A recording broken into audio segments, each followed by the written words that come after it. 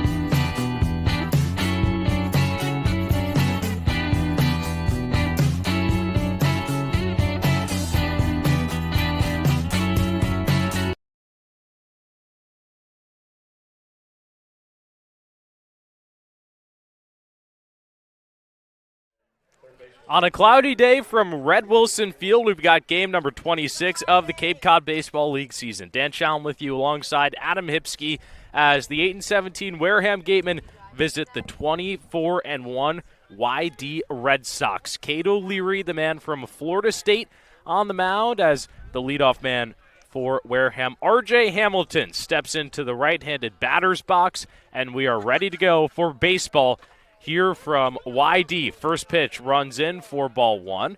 RJ Hamilton at the top of the order. Then it's the shortstop, Connor Cuff. Levi Clark in the 3 spot. Jason Wax, Dylan Dubovic, Chase Cruson for the first time this year. Your 4-5-6 as the 1-0 is a bunt over to the third base side. Takeuchi throws to first. It's not there in time.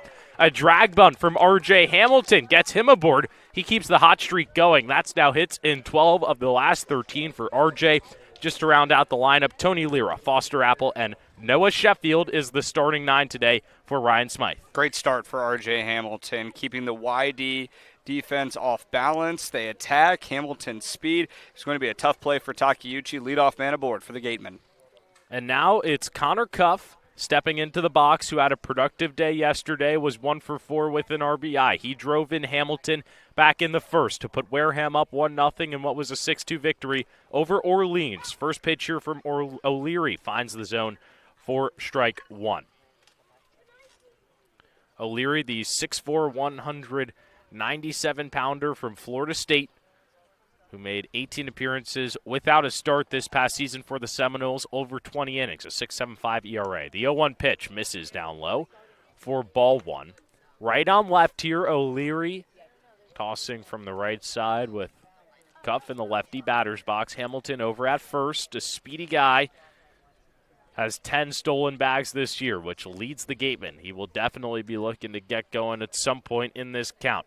1-1, misses high and away. Seemed a little bit intentional there from O'Leary to not leave anything in the wheelhouse, trying to get Hamilton over there at second base. A 2-ball, 1-strike count as we get underway. The first place YD Red Sox in the entire league with 41 points going against Wareham at 16. The 2-1 pitch is a sky-high pop into shallow center field. Coming on to make the play is the left fielder Caleb Daniel for the first out. And we mentioned the defense. Here's how it looks for YD. Brady Dallimore behind the plate today. Kevin Takeuchi over there at third. He fielded the drag bunt from RJ Hamilton. Then it's Reed Howard and Phoenix Call, the middle infielders. Left to right, Tommy Gooden over there at first.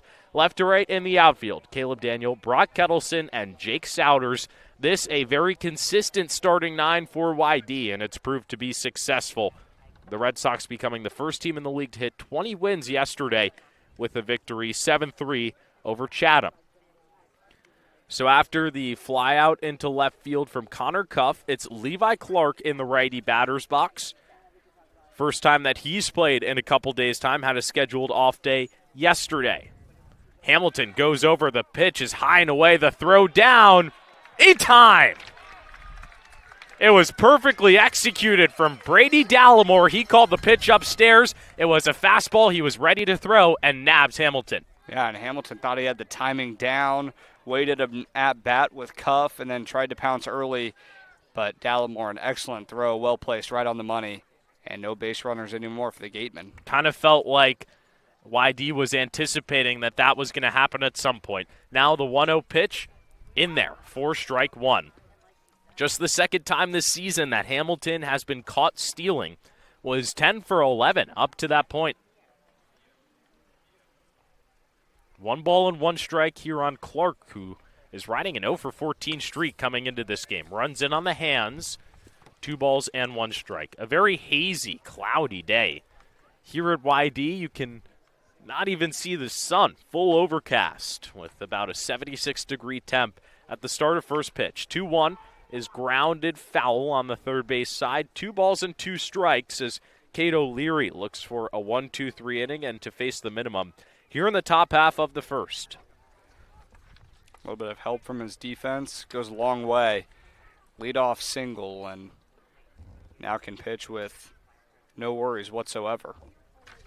2 balls and 2 strikes. So Leary comes set and fires. Just chopped foul. There from Clark. He stays alive. Still a 2-2 count.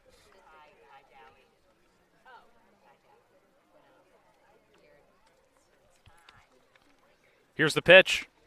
Runs upstairs and Clark gets out of the way.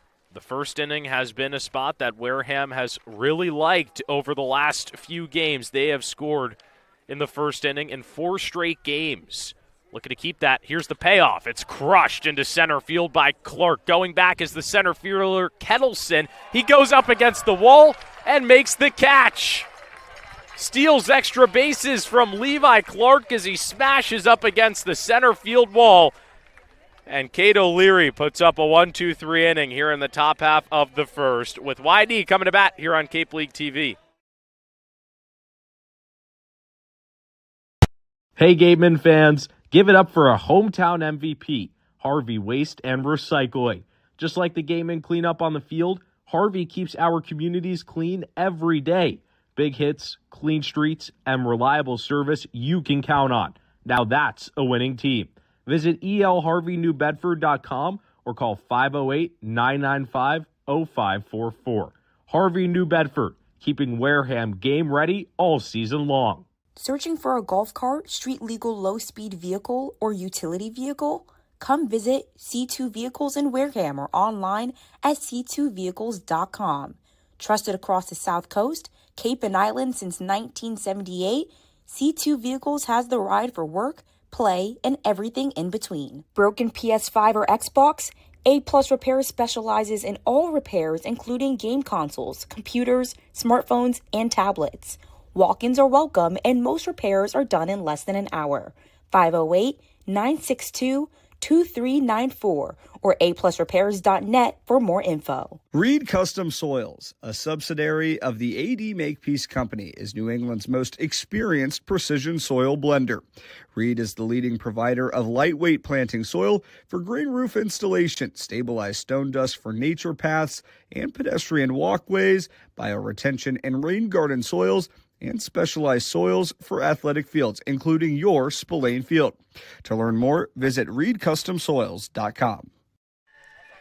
After a great play at the wall in center field by Brock Kettleson to end things off in the top half of the first, Sahil Patel steps to the bump for Wareham, looking to match Cato Leary's 1-2-3 inning. Dan Shalam with you alongside Adam Hipsky, and a 0-0 ball game. Adam Sahil got roughed around a little bit last time, looking for a bounce back here. Yeah, he did, but he still pitched out of a lot of trouble. It's a guy that's still early in his Gateman tenure, trying to bounce back, and you imagine it's a bullpen game today for Wareham, so anything beyond the first and second inning would be ideal. Patel making his first start of the season here in YD against a lineup, a starting 9 that has been productive as of late. As before we get going, Levi Clark has something in his eye and comes over to talk with Ryan Smythe on the third base, or the first base side, I should say. The trainer comes out as Clark is having some pain in his eye, getting some eye drops. His pitch still has not been thrown here in the bottom of the first. I think if there's any player on this field that needs to make sure his eyesight's okay, it's got to be Levi Clark when you've got balls coming at you at about 90 to 95 miles an hour all day. The eye drops splattering all over his face. He seems to be okay now. Gives a thumbs up over to the first base dugout. Gets into his crouch, going against the second baseman, Phoenix Call, the rising senior from UCLA.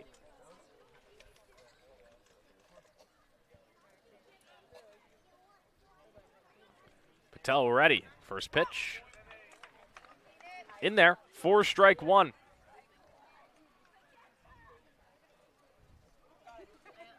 Patel, it's really fastball, curve. It's his two main go-to pitches. Fastball nearly 70%. 0-1. Misses upstairs. 4-1. Has not issued a run so far this season, so he's been sharp, has worked around some walks and looking to start things off on the right foot here today. 1 ball and 1 strike. Left on right. Patel bounces one in the dirt. 2 balls and 1 strike. Call has been a mainstay in this YD lineup. 24 games for him, has missed just 1. A batting average of .209 on the season. 2 ball, 1 strike pitch is popped up in foul ground on the right side. It goes out of play. We'll do it again at 2-2.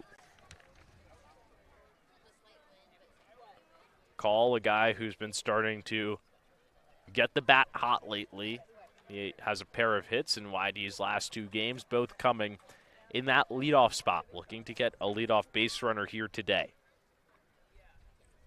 Patel, a big sigh. Here's the 2-2. Ground ball over to short. Connor Cuff on his first attempt over there at short, fields it cleanly, throws to first, and plenty of time. And we have mentioned the defense. Here's what Ryan Smythe has. It's Levi Clark behind the plate. R.J. Hamilton making his first start over there at third. Connor Cuff at short makes his first play defensively. Noah Sheffield at second. Tony Lira at first. Dylan Dubovic for the first time out in left field. Jason Wax in center. And a new face, Chase Cruson, out there in right. New defense for Ryan Smythe today, really all around. Yeah, R.J. Hamilton, Connor Cuff, both in different positions. They've played the infield, but first time Cuff at short, Hamilton at third. Left on left, Brock Kettleson in the box with 1 down. Swings at the first pitch, grounds it to Sheffield. He fields on a hop, throws to first. 2 quick outs here for Sahil Patel to start things off in the bottom half of the first. And 2 guys that have been mainstays towards the top of this order in the past half dozen games for YD. Pitching to soft contact, nice job from Sheffield. Make the routine plays look routine. 2 up, 2 down. Now it's the 3-hole hitter, Jake Souders, steps into the right-handed batter's box. Gets ready to swing it. Patel with 2 ground outs to start off his outing. Here's the first pitch. Misses outside, so it's Jake Souders, then Kevin Takeuchi playing third in the cleanup spot. Then Tommy Gooden at first, Reed Howard at short, Caleb Daniel at left, Brady Dallimore behind the plate, and Alec Blair rounds things out as the designated hitter for the Red Sox tonight. 1-0 pitch, misses down low from Patel. A Red Sox squad that ran into a little bit of trouble lately, lost back-to-back games for the first time this season before rebounding last night with the 7-3 victory over the Chatham Anglers. Here's the 2-0 pitch. Called a strike on the outside part of the plate. 2-1.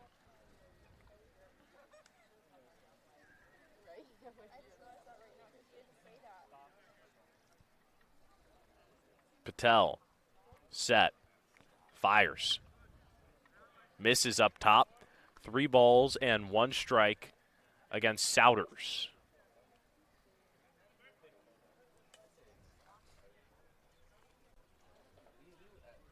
Patel looking to bounce back and work a scoreless 1-2-3. Here's the 3-1. Misses upstairs. There's the first walk issued by Sahil Patel today. Comes with 2 outs in the bottom half of the first. Yeah, if you're Sahil Patel, obviously you don't want to allow the free pass, but you do so at least with 2 outs. You just put 1 run on, 1 base runner on rather. But continue to go at a couple of right-handed hitters. This one now Takeuchi. A skillful hitter batting from the right-handed side with 1 on and 2 down. Here's the first pitch from Patel. Upstairs, 4-1.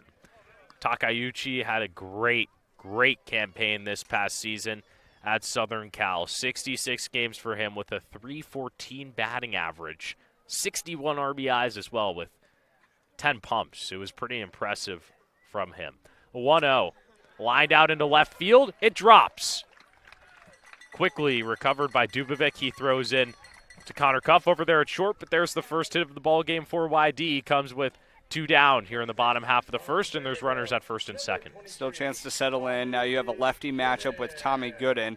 On the bright side, the first baseman a little bit out of sync. Bright side for YD is that he leads the Cape League in RBIs. Gooden has been one of the best and has played in every single game so far this year for the Red Sox. In the left-handed batter's box, Patel ready.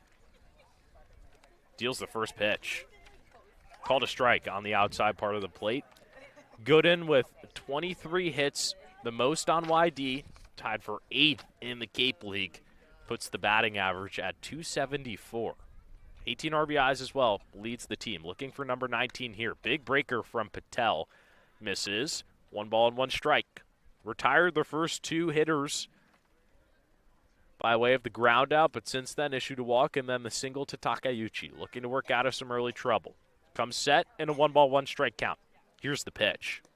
Misses down low. Clark keeps it in front of him. But another 2-1 count. Patel has gotten behind now over these last 3 hitters. Looking to battle back. Keep this game at 0-0. Patel, a big sigh. Comes home. Fastball. Fouled back to the screen. Works himself into a 2 ball, 2 strike count. And you're fine if you're Patel. 2-2, not a favorable count for Patel, but one that you'd certainly rather have than 3 balls, 1 strike. Definitely would take it against such a skillful hitter in Gooden. The 2-2. Swing and a miss. A huge strikeout for Sahil Patel. Gets the first 2 out, lets on 2, but then gets the K. No runs come across on 1 hit, no errors on the field, 2 left on. After 1 frame here at Red Wilson Field, we're tied at 0 on Cape League TV.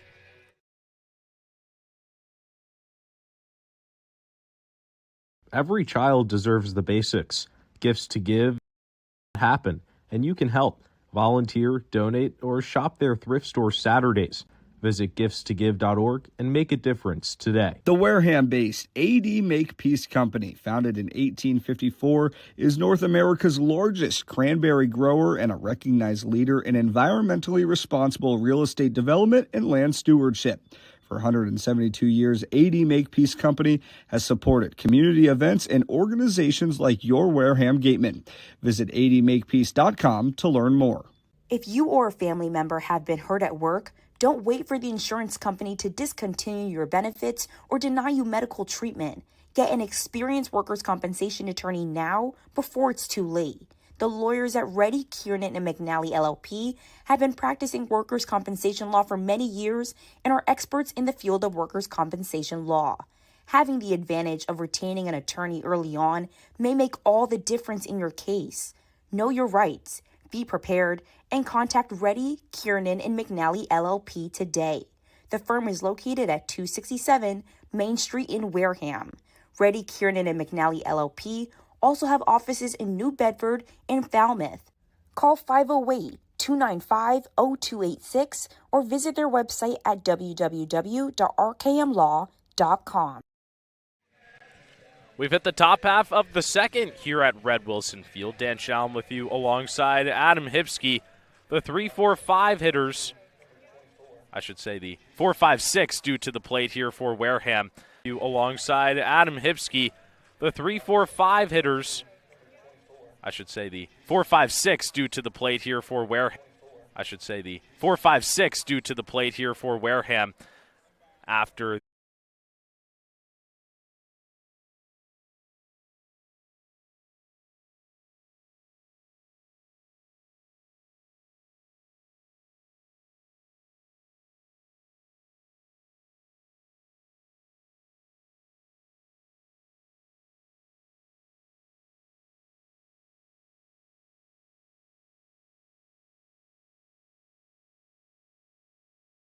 But back following into some of those old habits that we saw to start the summer. Now it's Dylan Dubovic, who has been a hot bat as of late for Wareham. Steps in on the right side. 5 games with a hit and an RBI for him. First pitch from O'Leary, a called strike, middle of the zone. Looking to keep up that same production. The average up to 192 on the summer. It's been climbing every single game, and he's been seeing the ball a lot better than he was before. 0-1 pitch. Breaker. Called a strike in the middle of the zone, and Dubovic quickly down 0-2.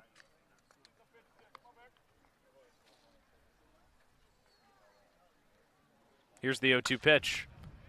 Shallow pop-up into center field. Kettleson charging. He makes the play. That's back-to-back outs for Cato Leary, and now he sat down 4 in a row after letting up the leadoff single to Hamilton in the first. And you're right. He has retired 4 straight hitters, but R.J. Hamilton got a nice bunt down, and Levi Clark took it all the way to the fence in dead center. So they put some good swings on him, and still first time through the order. And that's about 370 out into center field, so he gave it a ride. Now Chase Cruson, for the first time this year at the plate, takes a ball. The left-handed right fielder making his debut with the Gatemen today, heading into his senior year. Went to Rutgers this past season, started in 54 of 55 games as he takes a strike on the outside corner, 1-1.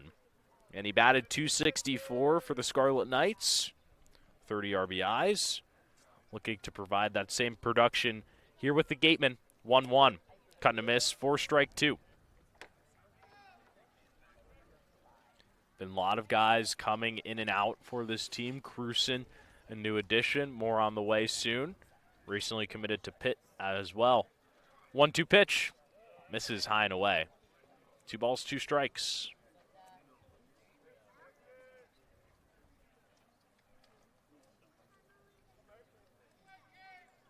Here's the 2-2. Cut on and missed, 4-strike 3. A dominant 1-2-3 inning of work for Cato Leary here in the top half of the second. Still 0-0 at Red Wilson Field here on Cape League TV.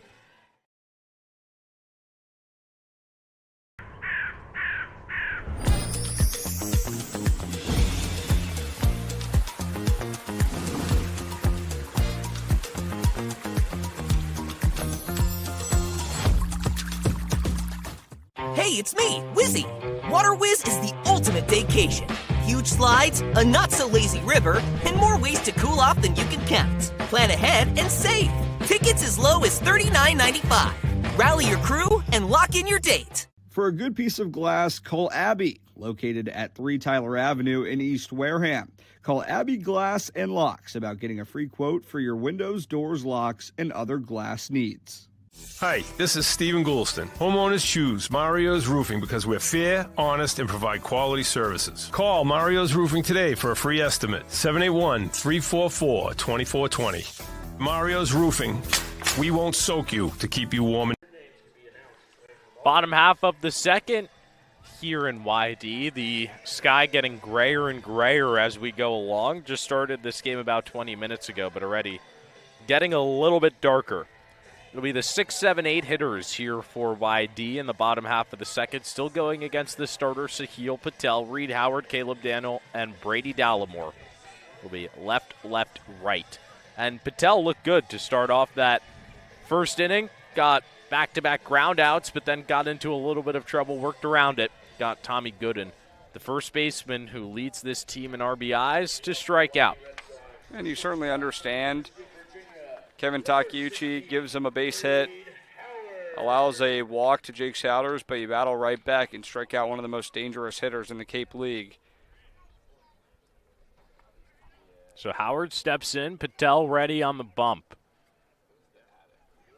First pitch. Popped up into right field, moving over is Cruson, and he makes the play. 1 pitch, 1 out for Patel here in the bottom half of the second. And a good read from Chase Cruson. First game in right field. Sprints in, got the jump that he was looking for.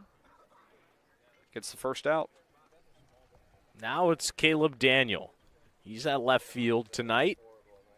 batting from the left side. Left on left here for Patel. Comes set and fires. First pitch clips the top half of the zone for strike one. Patel ready once again. 0-1 pitch. Misses upstairs for ball one. Daniel spent this past season at Georgia Tech, 50 games, .298 batting average. Was a mainstay for the Yellow Jackets as he cuts and misses at the 1-1. Also was a guy who hit for power. 10 doubles, 10 home runs, 39 RBIs. But just a 193 mark here on the Cape so far this season. Looking to battle here in a 1-2 count against Patel. He comes home. Just chops it foul behind the plate. We'll do it again at 1 ball and 2 strikes. Patel right now, with so many lefty hitters in this YD lineup, has the ability to get himself ahead, have that inherent advantage. This time with Caleb Daniel. The 1-2 once again. Bounced in the dirt. Clark keeps it nearby. Obviously no one on base, but still keeping it in front of him. 2 balls and 2 strikes. Patel issued 1 walk. That was to Jake Souders in the first with 2 outs. Looking to battle here for the strikeout. The 2-2 pitch upstairs, and the count goes full.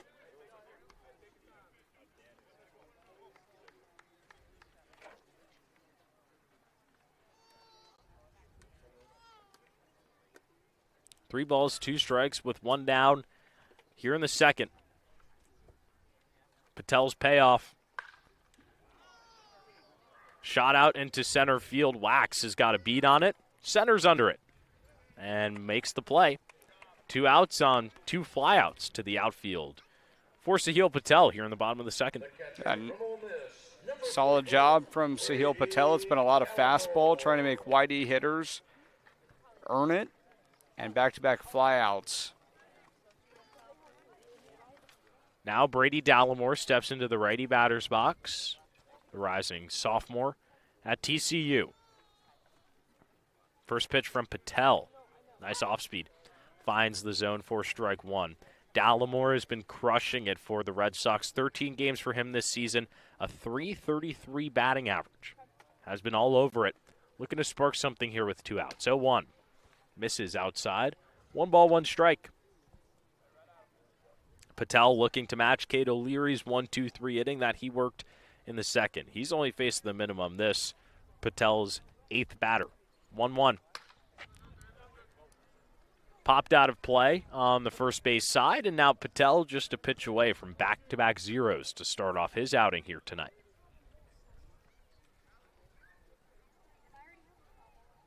He's been working efficiently. This will be pitch 30. 1-2. Lined out into left field. Dubovic chasing it. He makes the play on the track for out number 3. All 3 outs in this inning come from the outfield. 1 in right, 1 in center, 1 in left. But regardless, it's a 1-2-3 inning for Sahil Patel. And after 2 here at Red Wilson Field, still no score on Cape League TV.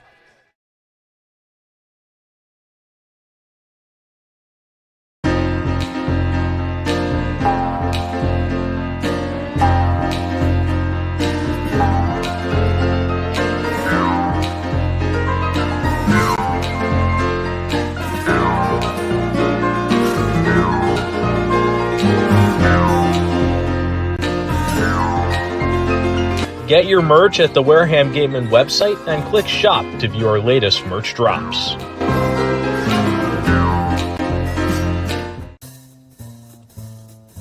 The 2026 Gatemen Kids Clinic registration is live and open. Starting next week, kids will have the chance to be taught by Gatemen coaches and players. For more information, visit the Wareham Gatemen website for dates, times, prices, and opportunities for your kids to have the most memorable week of their summer.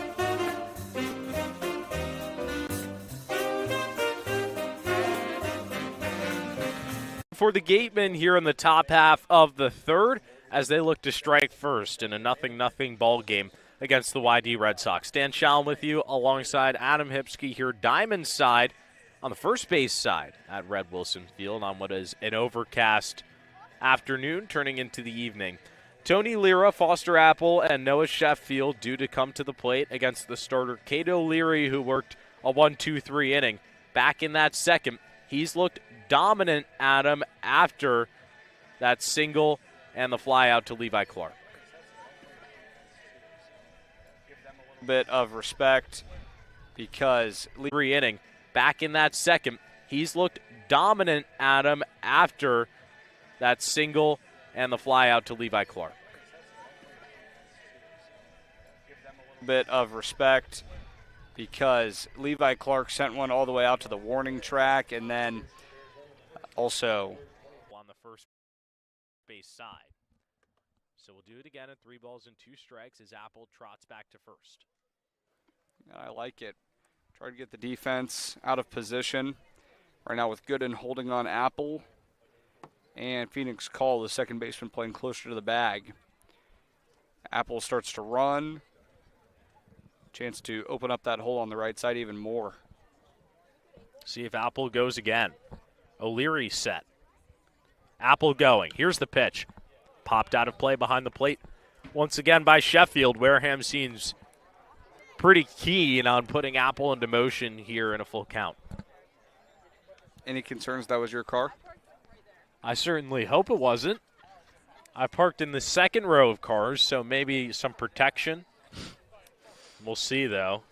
That'll be a post-game worry. I'll focus here on Cato Leary. Here in a full count against Sheffield. Apple goes once again. The payoff this time is cut on and missed. 4 strike 3. No throw down as the transfer was fumbled by Dallimore. So stolen base for Foster Apple, but now 2 outs on the board for R.J. Hamilton. And if you're Foster Apple, good jump. At least you get into scoring position. 2 outs. Can't imagine that Hamilton lays down another bunt. Takiuchi, the third baseman, takes a few steps in, trying to prevent him from picking one up again. Still an RBI opportunity for the Wareham Gatemen to take the lead. Hamilton stepping in for the second time today. You mentioned it. Started this game with that drag bunt single. Apple off of second. First pitch to Hamilton. Popped up into left field. Daniel trotting over. Makes an easy play for the third out. Nothing comes of the 1-out single from Foster Apple. No runs, 1 hit, no errors. 1 left on for Wareham here in the top half of the third. And after 2.5, still no score from Red Wilson Field.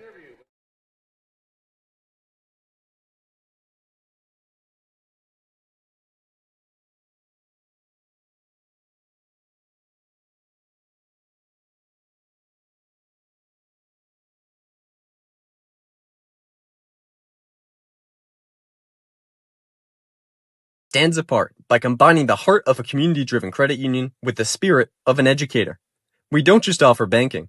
We teach, guide, and support every step of the way, ensuring our members gain the confidence and financial stability to thrive. With deep local roots and a commitment to lifelong learning, we're more than a financial institution. We're a partner in your success. Finding a good personal injury attorney is very difficult. If you or your family member have been involved in an accident, hurt at work, suffered a slip and fall, or have been injured due to the negligence of someone else, contact the lawyers at Reddy Kiernan and McNally LLP today. They are experienced trial attorneys who practice in all the courts in the Commonwealth. The firm has been recognized by Best Lawyers in America for outstanding legal representation. Contact Reddy Kiernan and McNally LLP today. The firm is located at 267 Main Street in Wareham. Reddy Kiernan and McNally LLP also has offices in New Bedford and Falmouth. Call 508-295-0286 or visit their website at www.rkm-law.com. Cranberry Federal Credit Union has been proudly serving the community of Wareham since 1962. Please check out our rates for your borrowing needs. For the parents of children, explore a Cranberry Kids Club account and its 5% annual percentage rate for the first $500 deposited. Cranberry Federal Credit Union. We are harvesting financial success. Bottom half of the third here at Red Wilson Field. Dan Shalam with you alongside Adam Hipsky. 9-1-2 due up for the Red Sox. Still going against the starter, CeCe Patel. Alec Blair, the designated hitter tonight, to start things off from the left-handed side. First pitch from Patel. Big cut and a miss for strike one. This just Blair's 5th game so far this season. The man from Oklahoma, heading into his junior year, has started with YD at a 1-for-9 mark. This just his 10th AB and looking to pick it up. 0-1. Chop back to the screen, foul. No balls and 2 strikes. CeCe Patel looked good in that second inning. Worked a 1-2-3, has started to settle into this ball game. He's retired 4 in a row. And YD put a couple of balls to the outfield. 1 hit on a line, but Patel starting to find his stride. His first start. 0-2 pitch. Pulled into the right-handed batter's box. 4-1. And Patel pitched just an inning and a third against Bourne on Sunday night. Let up 3 walks in that one, but a run did not come across. His ERA is still at 0. 1-2. Chopped behind the plate off the mask of home plate umpire Silvio Martinez. So Levi Clark calls time just to give Martinez a second to regather himself. He seems to be all okay behind the plate. And Blair steps back in.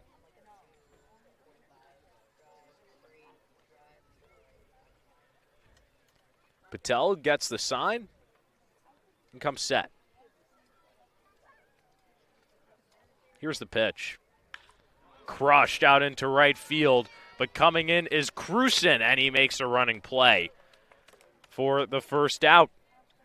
That's 4 outs in a row that have been fielded by this Wareham outfield. Yeah, and off the bat, that one sounded like it could have reached over the fence, but Cruson stayed content, just jogged in. No worries whatsoever, makes the play. Now top of the order, Phoenix Call for the second time tonight. Grounded out over to short to start the game. From the right-handed side, first pitch from Patel. Upstairs, 4-1, and talking with a few players here on the Cape. When they have those hard-hit balls, they say if they were swinging with metal, those balls would be gone. But just needing a little bit of extra juice with the wood. Different from what they're used to. 1-0. Misses upstairs. 2 balls, no strikes on Call, who has been a mainstay at the top of the order. Back-to-back games for him where he's had hits in the leadoff spot for YD. Patel battling in a 2-0 count as Call squared for bunt. He puts it in play. Clark fields it and throws to first. The reason why Call didn't run on that was because the pitch ran so inside that he used the bat basically as a defense for his face. Put it into play, and by the time it was in play, he was just worried more about his safety than getting to the bag. Yeah, and if you're CeCe Patel, that was probably the right time to run one inside on Phoenix Call. Put in the field of play, and a 2-3 put out, 2 down. Now Brock Kettleson, the center fielder, grounded out over to Noah Sheffield at second base. First pitch is a strike. That was in the first inning when Patel worked back-to-back groundouts.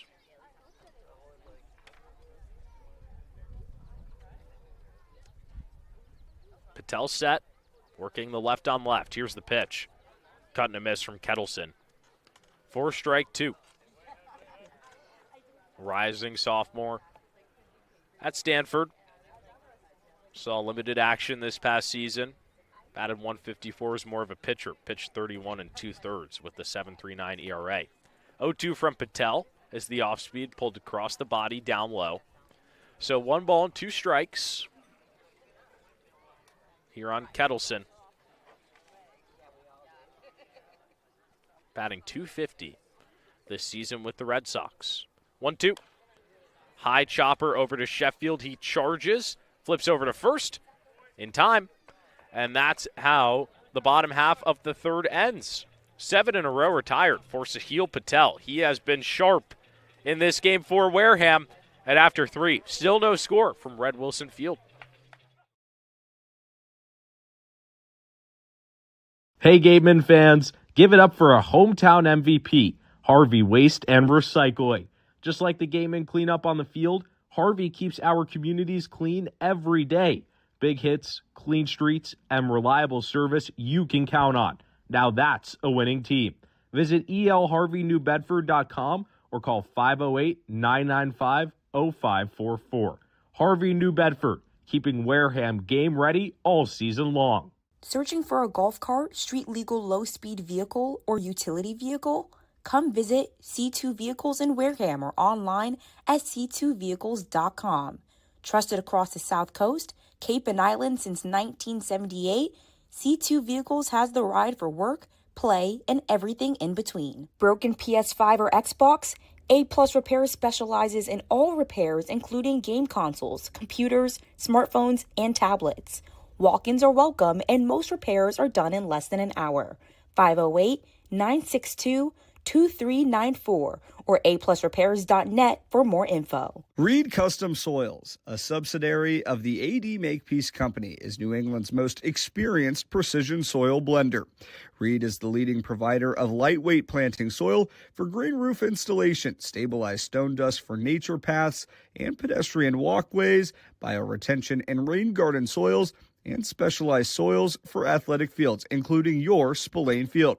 To learn more, visit reedcustomsoils.com. Top of the 4th at Red Wilson Field. Still no score between the Red Sox and the Gatemen. 2-3-4 due up for Wareham. It's Connor Cuff, Levi Clark, and Jason Wax, the minimum, against the right-handed starter, Cato Leary, who has looked sharp, given up 2 infield singles, but outside of that, Dan, hasn't allowed a ton of hard contact against the Gatemen lineup. No, he's been really solid, letting his defense do the work. From the windup, his first pitch of the 4th is a breaking ball that tails into the zone for strike 1. Cuff 0 for 1 today with a fly out to the left fielder, Caleb Daniel. Gateman left 1 on in the 3rd inning, but outside of that, it's a clean couple of frames. 0-1 cut on and missed. Fastball from O'Leary. Gets himself ahead 0-2. Hamilton started the game with a leadoff bunt single, but was caught stealing. O'Leary faced the minimum through 2.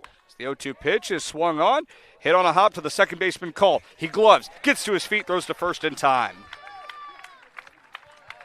Sharply hit ball from Connor Cuff, but a stellar stop from Phoenix Call, and there's 1 down in the 4th.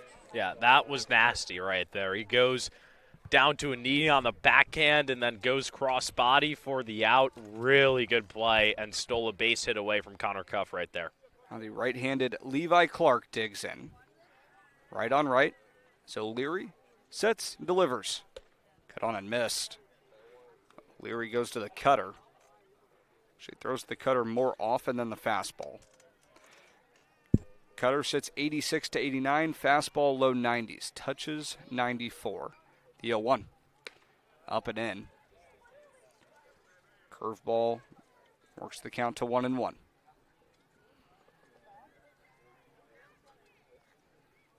Clark also with the fly out. 1-1. Bottom rail called strike. It's probably the best swing a Wareham hitter has put on Cato Leary today. Dead center sent the center fielder Brock Kettleson back all the way to the fence. The 1-2. Grounded, left side on the backhand, snared by Takeuchi. Long throw across the infield in time. Back-to-back web gems from this YD infield, and there's 2 down in the 4th. It's been gross defense, really, from YD in this top half of the 4th. Similar play happened with Foster Apple in the last inning where Takeuchi couldn't get it over in time. That was probably in his head right there. Gets down to a knee, backhands it, fires on a hop. A good throw to get the out. Now Jason Wax tries to get something going here in the 4th with 2 down and the bases clear. Right on left, first pitch from O'Leary. Cutter outside corner, called a strike. Leary grounded out to the second baseman Call his last time up. That was in the 2nd. The 0-1 on the way. Foul tipped. It's to the backstop, and Wax is behind 0-2. Really good start to this inning for Cade O'Leary. Has Wax down 0-2, and he's thrown just 9 pitches so far in the top of the 4th. The 0-2 from the windup. Hit on a line up the middle, base hit, Jason Wax.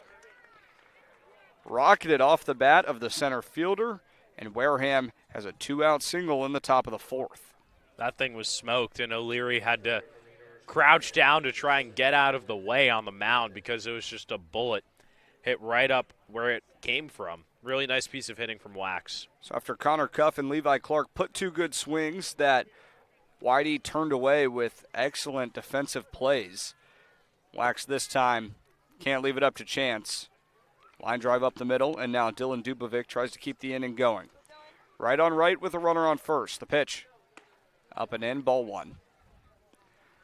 Wax capable of stealing a base off of first. Swiped a couple so far this summer.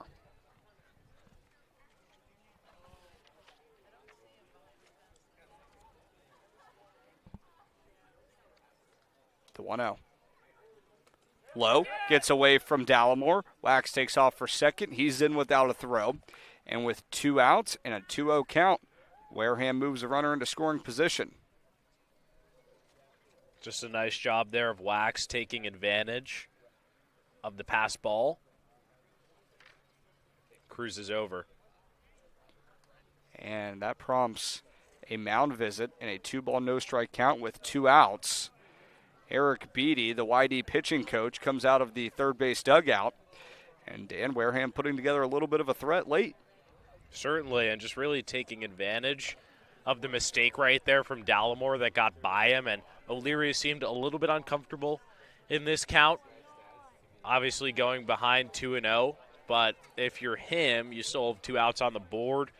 And Dubovic had a long fly out back in the second, so it makes sense why they're treating him a little bit more cautiously in this AB. But for Dubovic, RBIs in 4 straight games can make it 5. Hot. Exactly. That's what he's looking to do in this at-bat. He's been seeing the ball a lot better as of late, and he's a guy that if you leave something in the zone, he's going to put some hard contact on it. So mound visit breaks. It was just the pitching coach, Eric Beatty, the starter, Cade O'Leary, and the catcher, Brady Dallimore. Rest of the infield stayed back. 2 balls, no strikes, with 2 gone in the top of the 4th. Still no score between the Gatemen and Red Sox.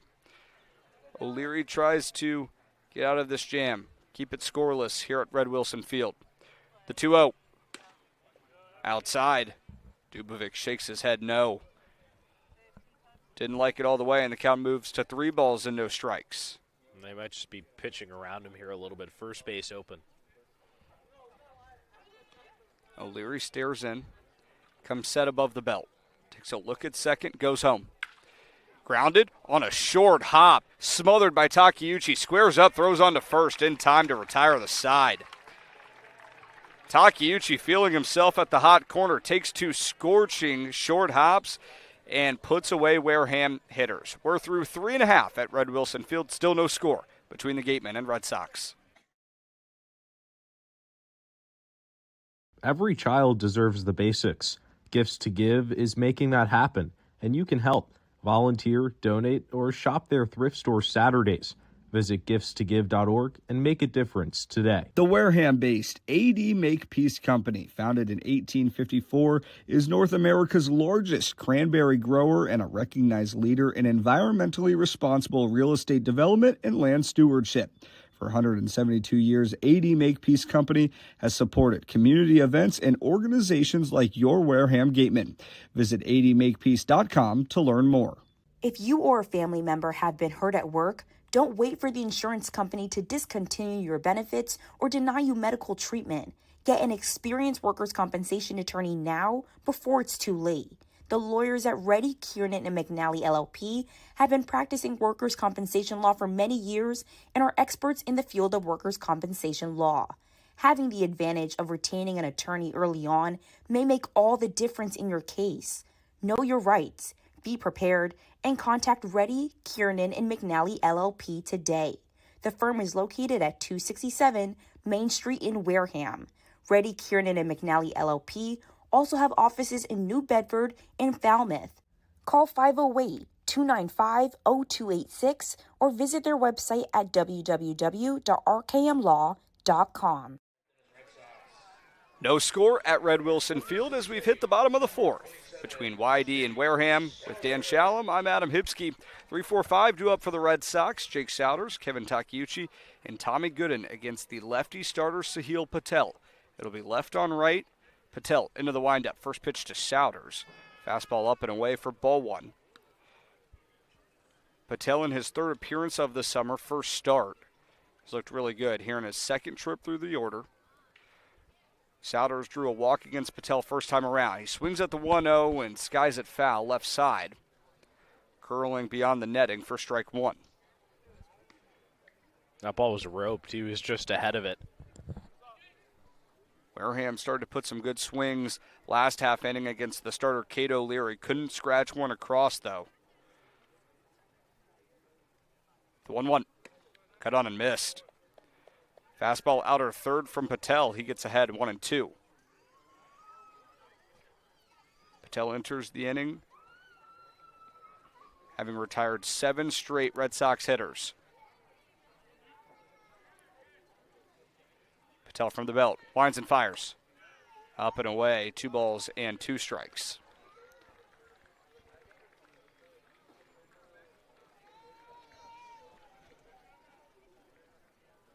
Souders, the first teamer out of the SoCon after a .356 season with Samford. 2-2. Grounded to short. Cuff, gloves on a couple of hops, throws to first. It's in time. Good play right there from Cuff. It's his first time over at short, and he's been tested twice. He's fielded both perfectly, and a nice first out. Patel very much in a groove right now. 8 straight batters back to the dugout for YD. The only Red Sox hitter to record a single against Patel is Kevin Takeuchi, who digs in now for the Red Sox. Batting cleanup. First pitch, he swings and grounds it right back to short.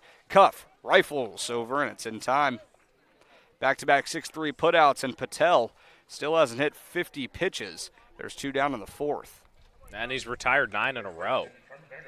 He has sat down this order and is just letting his defense do the work. He's induced 4 straight groundouts. Previous 2 outings, in his first 2 outings of the summer, didn't throw 30 pitches. Now at 48 in his first start, trying to get through this fourth and keep the YD Red Sox, a team that leads the Cape League in batting average, scoreless. First pitch to Tommy Gooden, strike one. Inside corner, Gooden behind 0-1, who struck out his first time up. Only strikeout of the day for Patel. Base is clear, the 0-1.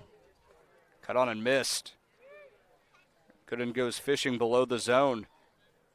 Comes up empty, counts 0-2. Uncharacteristic right there from Gooden. Gooden out of sorts right now. 0 for his last 13. The 0-2, Patel fires. Just outside. Tough pitch to lay off of. Tried to go back to a similar spot that Gooden just waved and missed, but can't get a swing, and the count's 1-2. Patel. Outside once again. Back-to-back pitches. Gooden had to think about it. Lays off. Bottom of the fourth, no score. Patel's 2-2. Just inside, so Gooden behind 0-2. Now works the count full.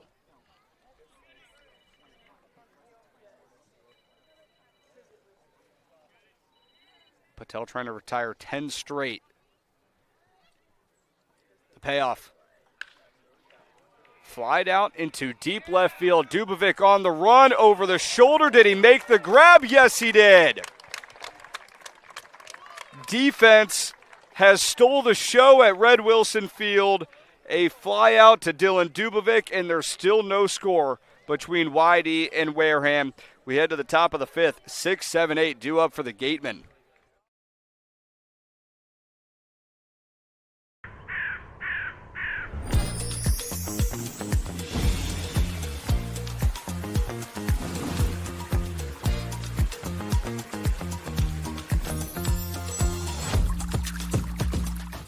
Hey, it's me, Wizzy. Water Whiz is the ultimate vacation. Huge slides, a not-so-lazy river, and more ways to cool off than you can count. Plan ahead and save. Tickets as low as $39.95. Rally your crew and lock in your date. For a good piece of glass, call Abby, located at 3 Tyler Avenue in East Wareham. Call Abby Glass and Locks about getting a free quote for your windows, doors, locks, and other glass needs. Hi, this is Stephen Goulston. Homeowners choose Mario's Roofing because we're fair, honest, and provide quality services. Call Mario's Roofing today for a free estimate. 781-344-2420. Mario's Roofing. We won't soak you to keep you warm and dry.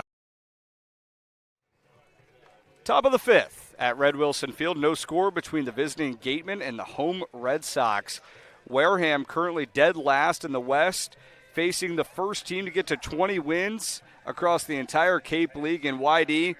And Dan, Gatemen giving them a run for their money right now. Certainly are. Put really good swings on Cato Leary in that last inning. Definitely a few that should have dropped 4 hits, but they go down, has some outs, and obviously Scott Pickler, the head coach from YD, noticing that and makes a move. Alyssa Watling, intuitive pitching change. First of the day for the all-time winningest skipper in Cape League history goes to the lefty, and Noah Franco out of TCU. Yeah, Franco, a guy that Wareham has seen before so far this season, and pitched 15 innings this past season at TCU, 15 walks to 19 strikeouts, so a guy that loves to punch pitchers, and he found himself in a flow last time against the Gatemen, so he looks to shut down this order that really seemed like they were knocking on the door against Cato Leary in that last inning. And moved a runner into scoring position in Jason Wax. It'll be 6, 7, 8 due up in the top of the fifth, starting with Chase Cruson, followed by Tony Lira and Foster Apple. Lefty, righty, righty. Cruson in his Gateman debut digs in. From the windup, Franco's first pitch is swung on and skied into shallow left field. Daniel sprints in, tracking, and makes the shoulder-high catch for the first out of the inning. Good stuff right there. Good start from Franco. In his second appearance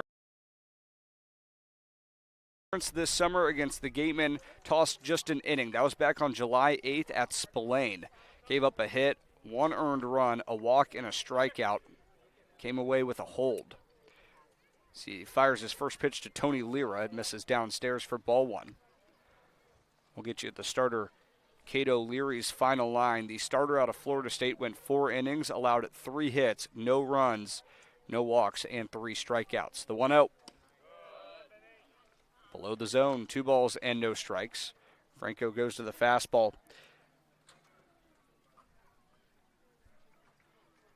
One down, top of the fifth. 2-0. Inside at the knees. Franco really just 2 pitches. Sinker, 92 to 96, and the slider, low to mid-80s. It's worked for him. 3-0. 4-pitch walk. So after Chase Cruson swings and flies out on the first pitch, Franco can't locate in any of his next 4. Gatemen have a 1-out base runner. It just wasn't competitive right there from Franco, and he really bounced all of his pitches down low. It was all in the dirt. He never came up high. So Foster Apple, the designated hitter today, had an infield single his last time up. One of just 3 guys to record a hit against Cato Leary, the starter.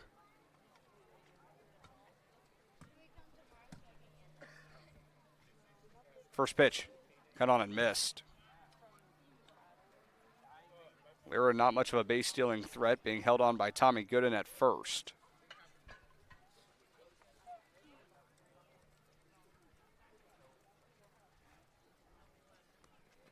From the belt, Franco takes a long look at first. Delays, now goes home. In at the knees, a called strike. Apple behind 0-2. Good bounce back after dealing a 4-pitch walk to Tony Lira. Yeah, something changing in this at-bat for Franco. That last sinker left middle of the zone. Lira creeps off the base at first. The 0-2. Called strike 3. Sinker bottom third. Apple goes down looking. First strikeout of the day for Noah Franco.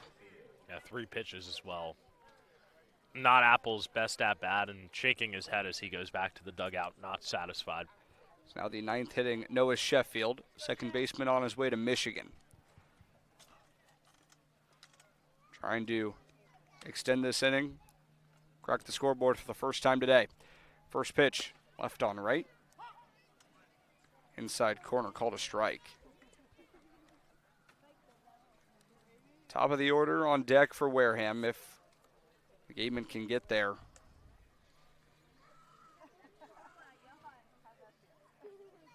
Franco throws over to first.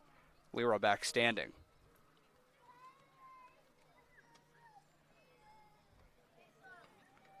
No balls, 1 strike on Noah Sheffield. Struck out swinging against the starter, Cade O'Leary. The 0-1. Skips in the dirt. Dallimore keeps it in front of him. Lira stays put at first. He thought about it for a second, but ends up staying by the bag. Definitely the right call. Understand why. Dallimore kept it within the batter's boxes. The 1-1. Downstairs, 2 balls, 1 strike.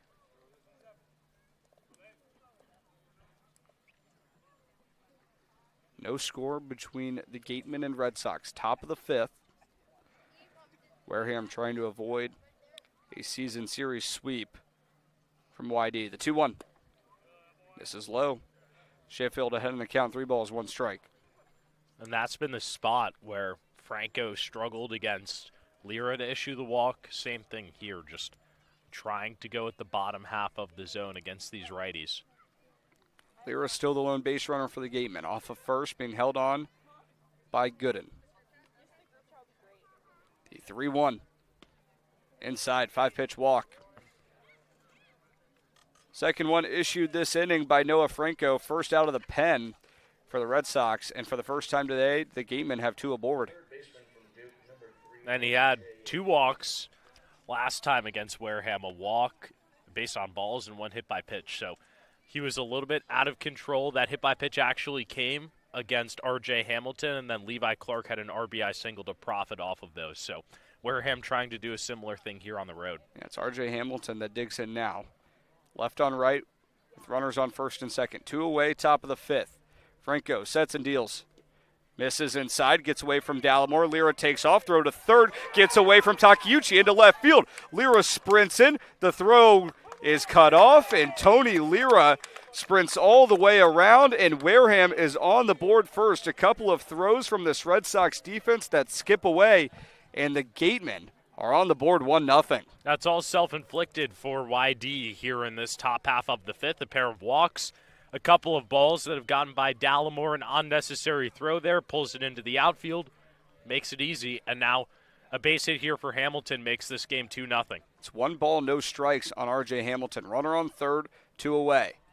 Franco's pitch, cut on and missed. Hamilton wanted it. Had the infield single on the bunt in the first, flew out in the third. We're in a 1 ball, 1 strike count. Wareham in front of YD, 1-0. Franco's 1-1. Well inside. Hamilton scoots out of the way to avoid being hit by the sinker in the count 2-1. Well, and Dallimore has to be cautious as well. So much room here at Red Wilson Field behind the plate. If anything gets by him, Sheffield is going to fly home. 2-1. Hit on a line. Right field, just foul. First base umpire Joe Cruz throws his arms in the air. Count now 2-2. Gatemen in front of the Red Sox for the first time this summer. The fourth meeting between the two sides. Wareham trying to hang on. They've got a great start from Sahil Patel.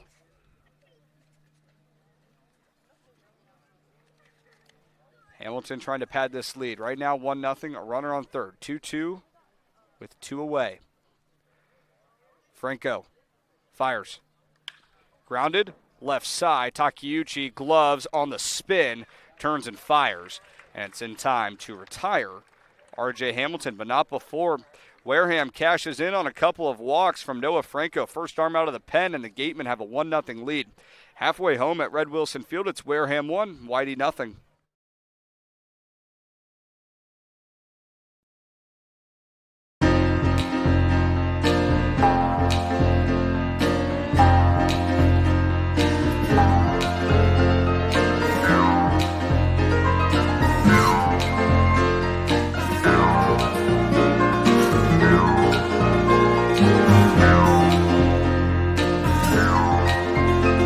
Get your merch at the Wareham Gatemen website and click shop to view our latest merch drops.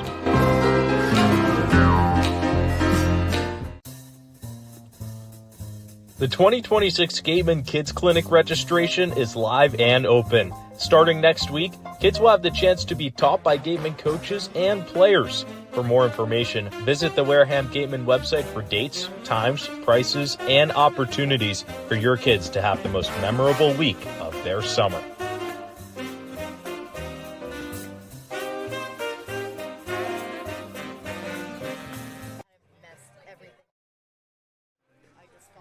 Bottom of the fifth at Red Wilson Field. Wareham, for the first time this summer, has a lead against the league's best YD Red Sox. It's 1-0. Back to work is Sahil Patel, the lefty out of Ohio State. Dan, he looks really good right now for the Gatemen. He's retired 10 in a row. He's really given YD nothing in this game, and he's going now into the fifth inning. He's already gone past his season high, so we'll see how far he can get. The pitch count is only at 54, and he's been cruising. So nobody really getting going out there in the Wareham bullpen, and for right reason. Patel's been in full control. 6-7-8 due up for YD. It starts with the right-handed shortstop, Reed Howard. Patel kicks and fires. First pitch, fastball called a strike. Down and away, locates the outside corner. Howard 0 for 1 today. They fly out to right. Patel has allowed just one hit. It came against the fourth hitting Kevin Takeuchi in the first. The 0-1, cut on and missed. No balls, 2 strikes for Patel. Gave up a walk and then a single right after in the first. And since then, you said it, Dan, 10 straight hitters sat down. Didn't surpass 30 pitches in either of his first 2 appearances, but gets his first start. He's into the fifth. The 0-2. Outside, 1 ball and 2 strikes.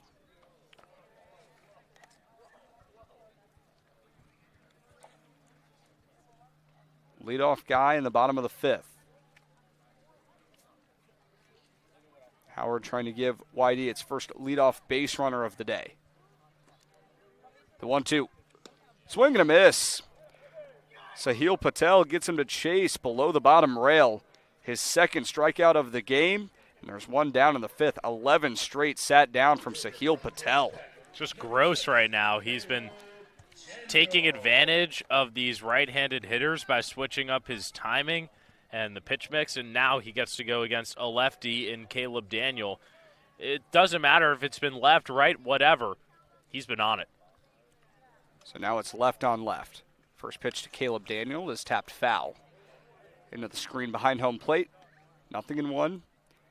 Daniel batting 193, the outfielder out of Georgia Tech. Flew out to center his first time up.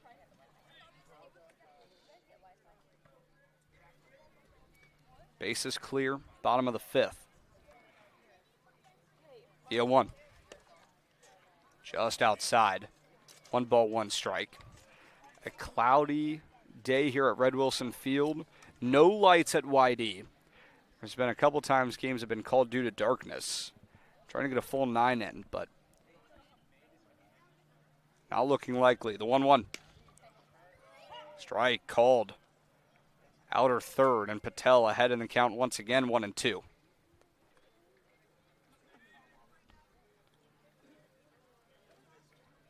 Base is clear. One away. Patel, deep breath, comes home. Cold strike 3. Paints the outside corner. Daniel down on strikes. Third punch out of the day from Sahil Patel, and he is cruising, giving Wareham one of its best starts of the summer right now. Arguably the best. It has been just straight nasty, and that was a disgusting breaking ball on the outside part of the plate right there to ring up Daniel. Borderline call, but it was close enough for Silvio Martinez.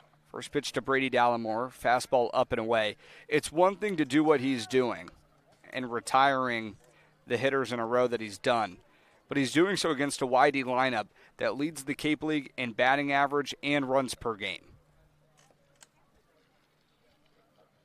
The 1-0. Checks his swing. The appeal down. He did not. 2 balls and no strikes on Dallimore.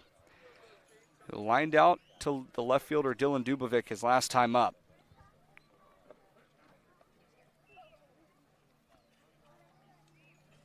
Patel's 2-0.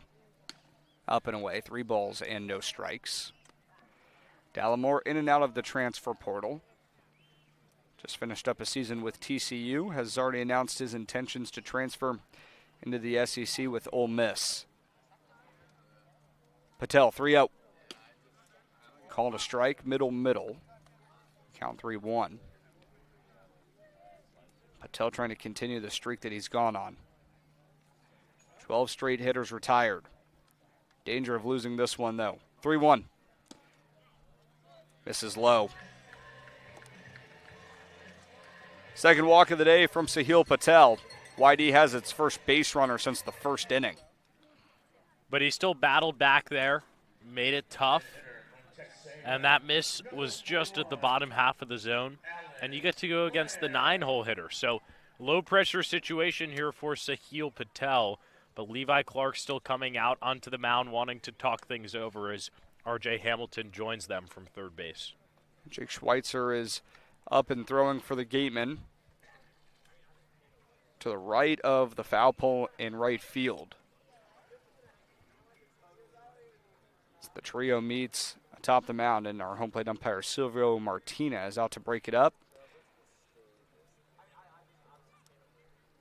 It'll be left on left against Alec Blair, the designated hitter out of Oklahoma, just finished up a national championship season with the Sooners, but is transferring to Texas A&M in his 5th game of the summer with YD.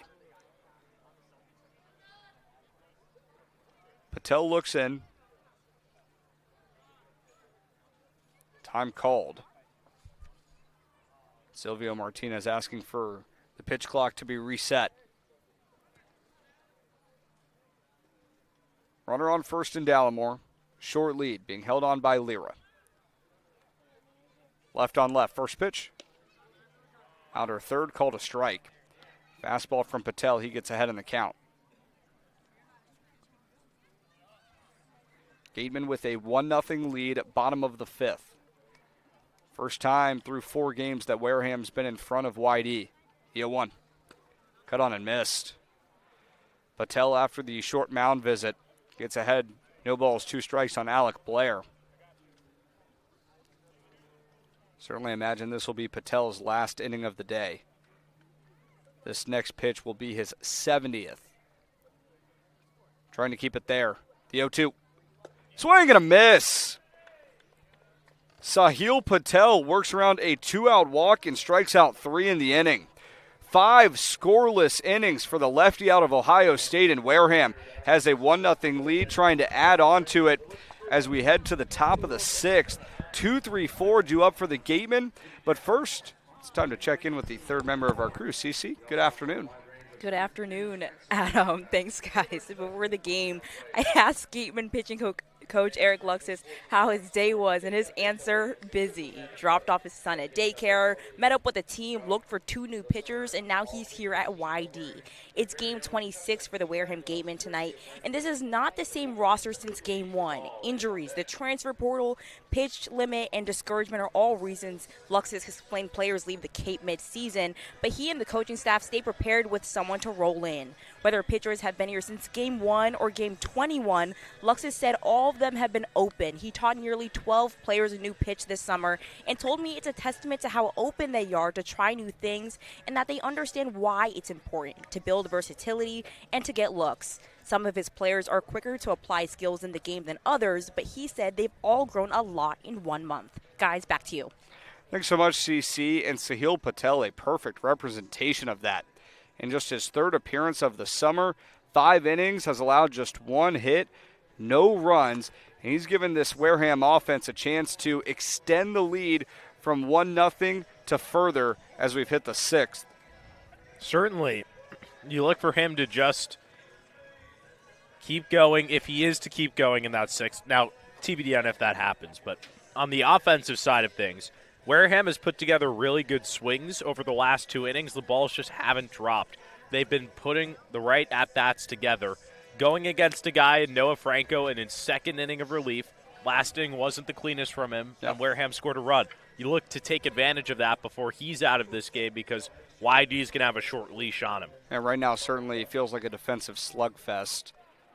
Wareham's 1 run came on a couple of walks from Franco, and a less than clean inning defensively from the Red Sox didn't help them out either. It'll be left on left to start the 6th. 2-3-4 due up. Connor Cuff, Levi Clark, Jason Wax the minimum. Franco from the windup. First pitch to Cuff is hit on the ground left side. Gloved at 3rd by Takeuchi. Rifles to 1st, and he's out. He's been busy over there today. Has fielded 4 balls, gotten outs on all but 1. That one being the single for Foster Apple, but he's really been stellar over there at 3rd today. And a couple of the plays have been jaw droppers, really. Brings up Levi Clark, catcher from Tennessee, 0 for 2 today. Franco still yet to allow a hit. It's the 1 run that he did give up was not earned after the error from Brady Dallimore. First pitch to Clark. Sinker, bottom 3rd, called a strike, 0-1. Jason Wax on deck for the Gatemen in a 1-0 game in the top of the 6th. Franco readies, brings home the 0-1. Inside, 1 ball, 1 strike on Clark. He's done a really nice job defensively calling this game for Sahil Patel. Can't imagine that Patel has the 6th. Schweitzer continues to throw for Wareham down the line. The 1-1. Well inside, 2 balls, 1 strike.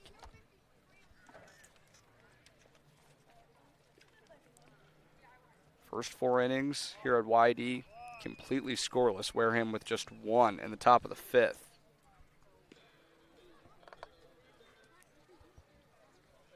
Bases clear, 2 balls and 1 strike. Franco collects himself, fires. Downstairs, 3 balls, 1 strike. There is an arm loosening. Noah Franco, like we said, hasn't allowed a hit, but struggling with command. It's Rhett Vaughn, the right-hander out of Florida State. It would be the 2nd Seminole to come into the game on the mound for the Red Sox. Starter Cato Leary was stellar. 3-1. And her 3rd called strike 2. Clark works the count full.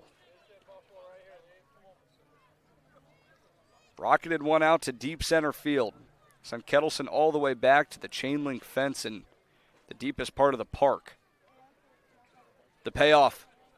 Inside, and it hits Levi Clark square on the numbers. The block 26 takes a couple of seams. Free pass issued from Noah Franco. And with 3 balls, I think Clark would have been okay if that one just missed the zone instead of taking a piece out of the blue jersey. Yeah, clearly that was not the intention right there to hit him in a full count. Just ran inside. And you would imagine that this would be the last batter for Franco, with Scott Pickler wanting to have the left-on-left on Jason Wax and the righty Dylan Dubovic on deck. Ryan Smythe, the Wareham manager, came out of the first base dugout to check on Clark. Shook him off pretty quickly. Like you said, Dan, left-on-left to Wax, first pitch. Outside for ball one. Franco in his second inning. Came in for the starter, Kate O'Leary. 4 innings, 3 hits, no runs. Didn't allow a walk either. The 1-0. Top of the zone, called strike one.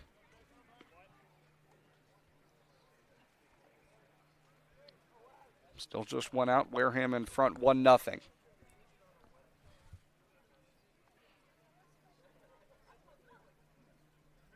Franco brings it home. Checks his swing. Doesn't matter. Called a strike outside corner. Wax behind 1-2.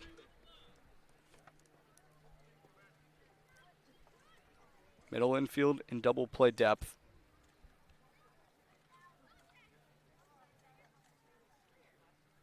One, two. Swing and a miss. Strike 3 for Jason Wax.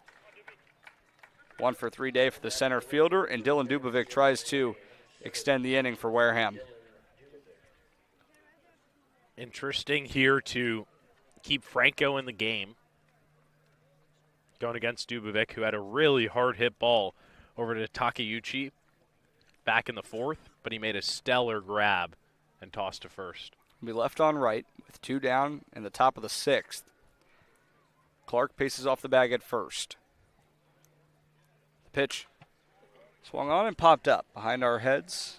First base side, out of play. 0-1 on Dubovic, with Chase Cruson on deck for Wareham.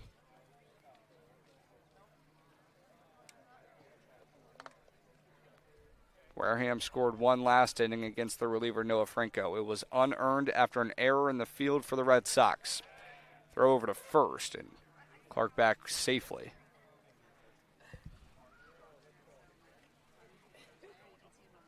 Took a dive into front of the bag.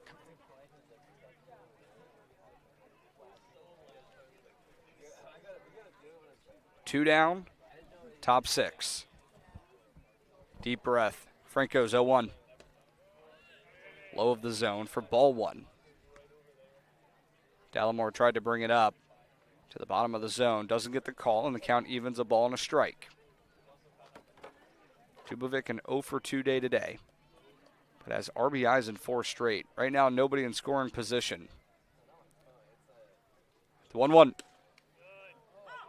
Inside corner, called strike 2. Dubovic started to back out of the box.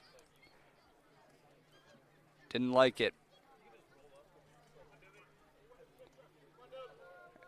1 ball, 2 strikes. 2 outs. The pitch. Grounded foul. Dubovic stays alive.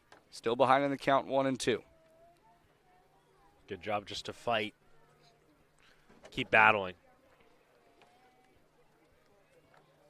Dubovic played in 1 meeting. It was the last one between Wareham and YD. He was 0 for 3 with 3 strikeouts. Trying to get his first hit this summer against the Red Sox.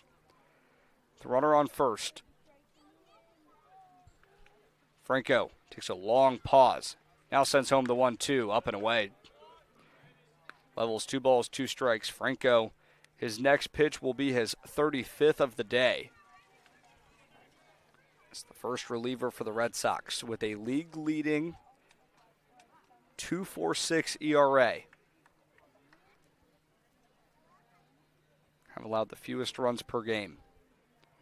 The 2-2. Called strike 3. Bottom third, and Dubovic looks at a couple to end his day. Time for the bottom of the 6th. It's the top of the order due up for YD, trailing 1-0.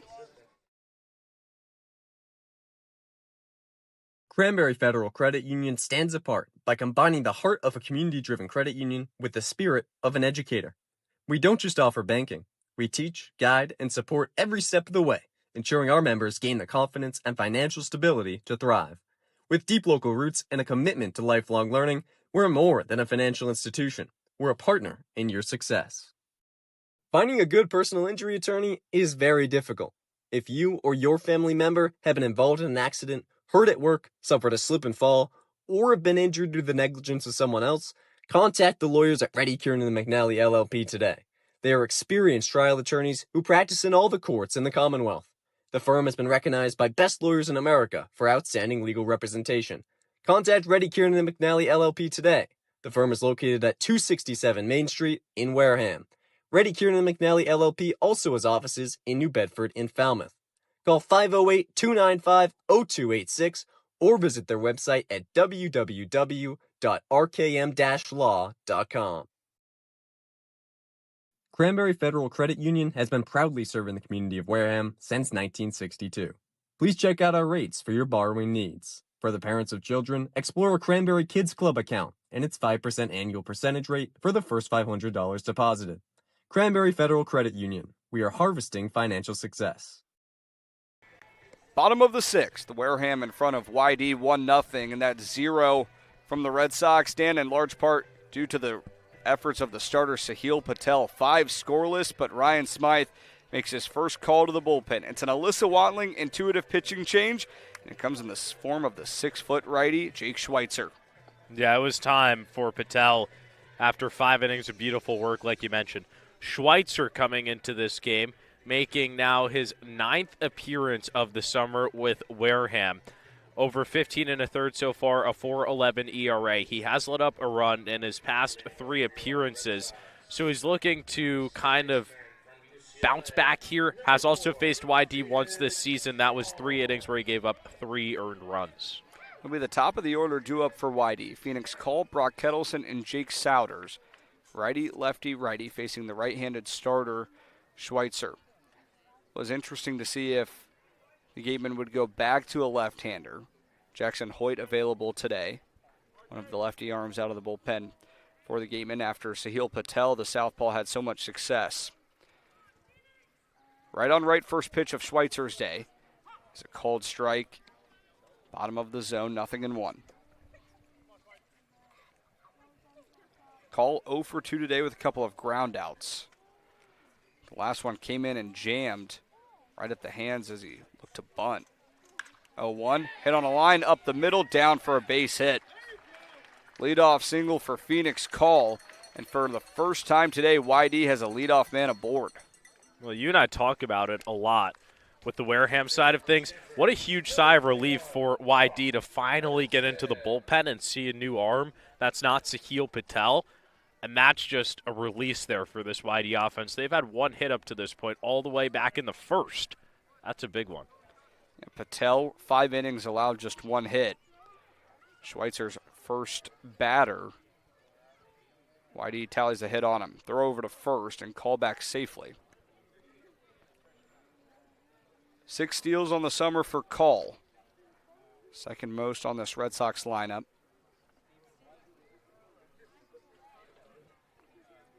First pitch to Brock Kettleson. Fastball outside, 1-0. It's a diverse pitch mix for Jake Schweitzer. Sinker, cutter, fastball, and changeup.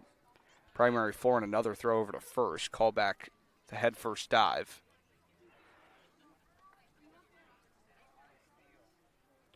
One ball, no strikes. Kettleson, the 2-way out of Stanford. Batting second today for YD, the 1-0. Up and in. 2 balls and no strikes. Wareham with a 1-0 lead, trying to hang on. Bottom of the 6th.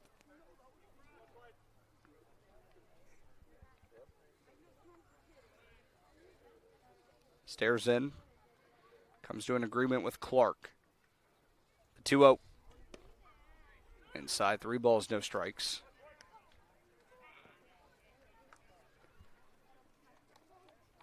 YD had 2 base runners once today. Was in the first inning after a walk and a single. Schweitzer in danger of allowing it through the first two batters of his day. The 3-0. Called strike. Bounce back, goes with the sinker on the outside edge.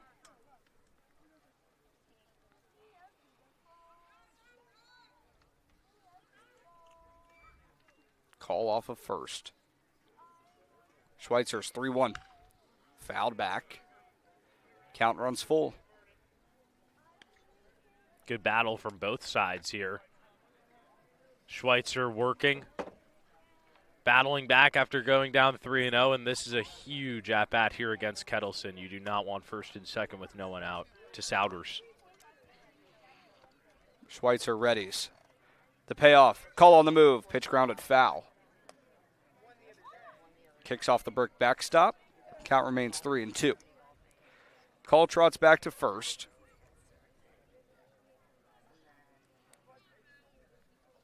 Kettleson ready to dig back in.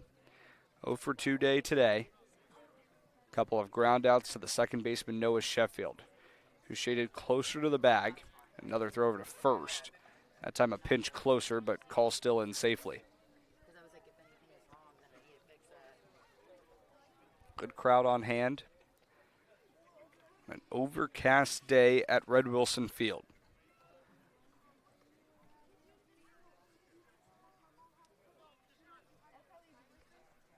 Long pause, walk around for Brock Kettleson.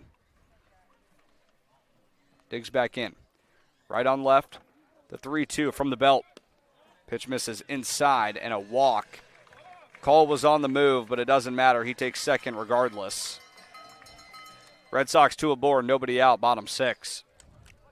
And it's crazy, just game of baseball. You could have your starter go 5 innings of just one hit ball and then immediately into trouble once Patel's out of the game. And you hope Schweitzer can work out of this. Obviously, the double play is in order, but you're going against the heart of the order here for YD. That's Jake Souders, right fielder, set to transfer to Mississippi State. Right on right with 2 on, still nobody out. Schweitzer's pitch. Bottom third, called a strike, 0-1. Trying to get out of this jam. Red Sox had 3 base runners across 5 innings against the starter Patel. Schweitzer, 0-1. Strike 2. Outside corner. Souders looks at it. He's behind 0-2. Souders, the right fielder, batting .250 this summer, batting third today for YD. Schweitzer looks in. Nods in agreement with Clark. The 0-2. Downstairs. Try to get Souders to chase and go down on 3 pitches.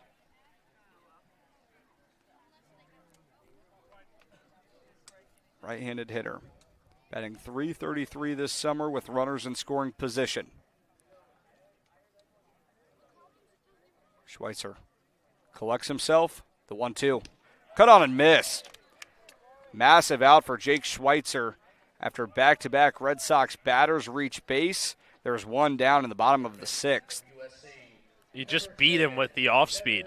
And that's where he got him the first couple of times as well, just pulling it across his body. And Souders fooled. Pitching coach Eric Luxus out of the dugout now to talk things over with Takeuchi, who is exactly the hitter that you want up in this spot if you're YD. Has been seeing the ball well today, has been playing some scrappy defense, and that bat. Powerful. Yeah, prior to the leadoff single from Phoenix Call, Takeuchi was the only Red Sox hitter to record a hit. Wareham took the 1-0 lead in the top of the 5th after 2 walks from the reliever Noah Franco. Both runners took off on a pass ball and then an error on the throw down to third from Brady Dallimore. Scored at Tony Lira. That's how the Gatemen have this 1-0 edge. Luxus brings the entire infield in. Talking strategy against the right-handed third baseman out of USC, Kevin Takeuchi.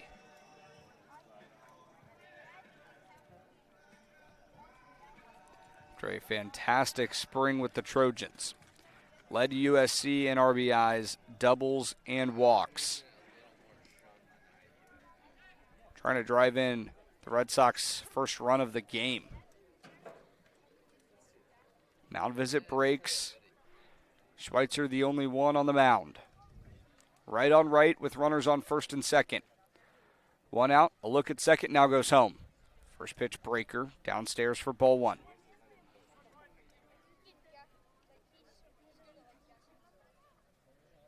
No lights here at Red Wilson Field. Continue to be a factor down the stretch. Schweitzer looks in. The 1-0. Up and in for ball two. Behind in the count against Takeuchi. Batting cleanup today for YD.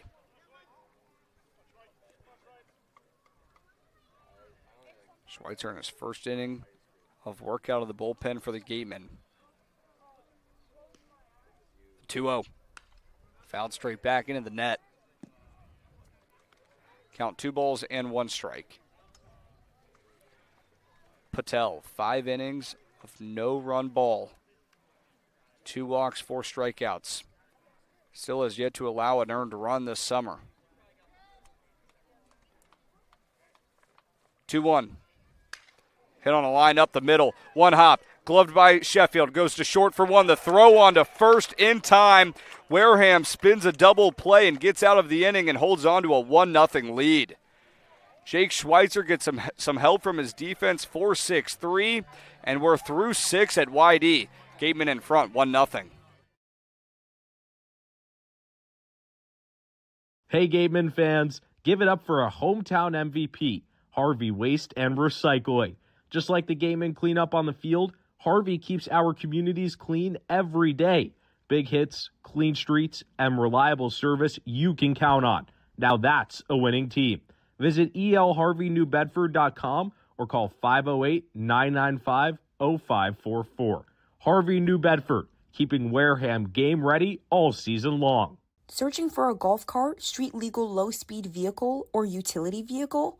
Come visit C2 Vehicles in Wareham or online at c2vehicles.com. Trusted across the South Coast, Cape and Island since 1978, C2 Vehicles has the ride for work, play, and everything in between. Broken PS5 or Xbox? A+ Repair specializes in all repairs, including game consoles, computers, smartphones, and tablets.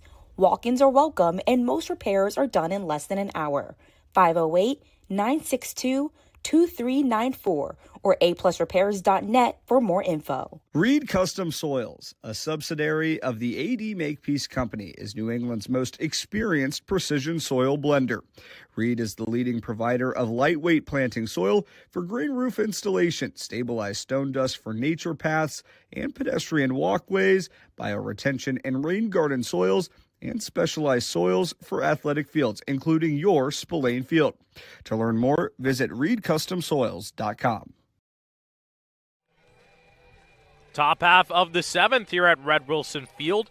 Wareham works around a jam in that bottom half of the 6th. Jake Schweitzer works a 4-6-3 double play, and now an Alyssa Watling intuitive call to the bullpen. Noah Franco is out of the game after 2 innings of 1-run ball. He makes way for Rhett Vaughn. Vaughn, the 6'3", 235-pound righty out of Florida State, got roughed up this past spring with the Seminoles across 5 appearances, tossed to a 17.36 ERA, but he's had much better success this summer on the Cape. A 1.86 ERA across 9 2/3, has given up 5 hits, 5 walks, and 14 strikeouts. Pitched the final inning against the Gatemen back on June 27th. It was just 1 hit, no earned runs, and 2 strikeouts for the right-hander. See how he does against the 6, 7, 8 hitters here for the Gatemen, starting with Chase Cruson. Steps into the left-handed batter's box. His first game with Wareham, 0 for 2 so far. First pitch is a strike. Cruson, a guy who played in 55 games with Rutgers this past season, started 54 and batted .264 in that time. Still searching for the first out. 0-1, grounded over to the second base side. Call Fields throws to first. 1 down for Rhett Vaughn here in the 7th. Cruson, first game on the Cape. Wareham trying to figure out what works well for him. Obviously was here last summer, but trying to find his footing. Hasn't looked like he's put the most comfortable swings on balls, but still early. Now it's Tony Lira, the first baseman, from the right-handed side. Right on right, Lira walking back in the fifth, came all the way around to score. Is the only run in this game thus far. Here's the first pitch. In there, 4-1. Vaughn worked one inning of one-hit ball with a pair of strikeouts against Wareham in the top half of the ninth in what was a 5-0 win for the Red Sox at Spillane Field. 0-1. Big cut and a miss from Lira. He's quickly down 0-2, and Red Vaughn pitching with confidence coming into this game. And he needs to. In a 1-0 game, every result matters. Trying to keep the Red Sox just a fingertip away. 0-2 pitch. Fly ball into left field. Caleb Daniel under it, and he makes the play. 2 outs for Red Vaughn on 2 batters to start off his relief outing. And we say a lot, the outfielder hardly has to move. That time Caleb Daniel really did not. I think he took maybe a step to his left. That was all he needed to be in perfect positioning to retire Tony Lira. Now Foster Apple at the plate. Singled back in the third, struck out looking in the fifth. Ready to go from the right side. Vaughn set, fires. First pitch is a strike. It's been 6 pitches for Red Vaughn. All have found the zone. Has been stellar to start. And looking to work a 1-2-3 here in the top half of the 7th. A 1. Cut on and missed into the glove of Dallimore. Took a little deflection on its way to the backstop. And now it's no balls and 2 strikes. Vaughn looking for the out. Here's the pitch. Just misses on the outside part of the plate. 1 ball, 2 strikes. Nice shot from Apple, laying off that. Last at bat, he went down looking, so in a position like that, maybe what happened recently, trying to attack. Vaughn set once again, fires. And Apple fouls it back all the way to the screen. We'll do it again, add 1 ball and 2 strikes. That ball thrown by Vaughn was his first after 6 straight strikes. He gets the sign, looks down at the wristband, comes set on the bump, and comes home.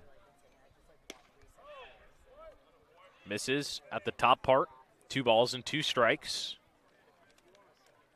2 down. It's been easy work so far for Red Vaughn. Foster Apple giving him a little bit of a challenge. 2-2 offering. Chopped off of Dallimore and to the backstop. We'll do it again at 2-2. This has been good fight. Here from Foster Apple. And he's made the necessary adjustments. Had the single in the third, and then, like I said, after going down looking, won't go down without a fight this time around. Here's the 2-2 once again. Ground ball over to the third base side. Takeuchi backhands, throws across the diamond. A nice pick over at first by Gooden for the out. Kevin Takeuchi has been nasty at the hot corner today, and he takes Foster Apple off the base paths to end things here in the top half of the 7th. The 1-2-3 for Red Vaughn. Time to stretch at Red Wilson Field with the Gatemen leading 1-0. Every child deserves the basics. Gifts to Give is making that happen, and you can help. Volunteer, donate, or shop their thrift store Saturdays. Visit giftstogive.org and make a difference today. The Wareham-based AD Makepeace Company, founded in 1854, is North America's largest cranberry grower and a recognized leader in environmentally responsible real estate development and land stewardship. For 172 years, AD Makepeace Company has supported community events and organizations like your Wareham Gatemen. Visit admakepeace.com to learn more. If you or a family member have been hurt at work, don't wait for the insurance company to discontinue your benefits or deny you medical treatment. Get an experienced workers' compensation attorney now before it's too late. The lawyers at Reddy, Kiernan, and McNally LLP have been practicing workers' compensation law for many years and are experts in the field of workers' compensation law. Having the advantage of retaining an attorney early on may make all the difference in your case. Know your rights, be prepared, and contact Reddy, Kiernan, and McNally LLP today. The firm is located at 267 Main Street in Wareham. Reddy, Kiernan, and McNally LLP also have offices in New Bedford and Falmouth. Call 508-295-0286 or visit their website at www.rkmlaw.com. Bottom half of the 7th here at Red Wilson Field. Jake Schweitzer back onto the mound for his second inning of relief. He allowed back-to-back base runners to start off things in the 6th before working a strikeout and a 4-6-3 double play on the cleanup man, Kevin Takeuchi, which means 5, 6, 7 hitters for YD due up, starting with Tommy Gooden. The first baseman had a hard hit ball into left field to end off things in the 4th. And a nice defensive play by Dylan Dubovic stole him of extra bases. First pitch from Schweitzer was a strike on the lefty, 0-1. And probably not the start to Jake Schweitzer's day that he would have liked, but getting some help from your defense, settle into a groove. 0-1. Misses high and away. 4-1, and obviously hard to follow up the performance from Sahil Patel. He went 5 innings of 1 hit ball, 2 walks, and 4 strikeouts. Retired 12 in a row. 1-1. Misses high and away. 4-2. That was the best start we've seen from a Wareham pitcher this year. Patel, 5 innings of 1 hit ball with no runs. And Schweitzer trying to hold this game at 1-0. 2-1. Big cut and a miss from Gooden. 2 balls and 2 strikes.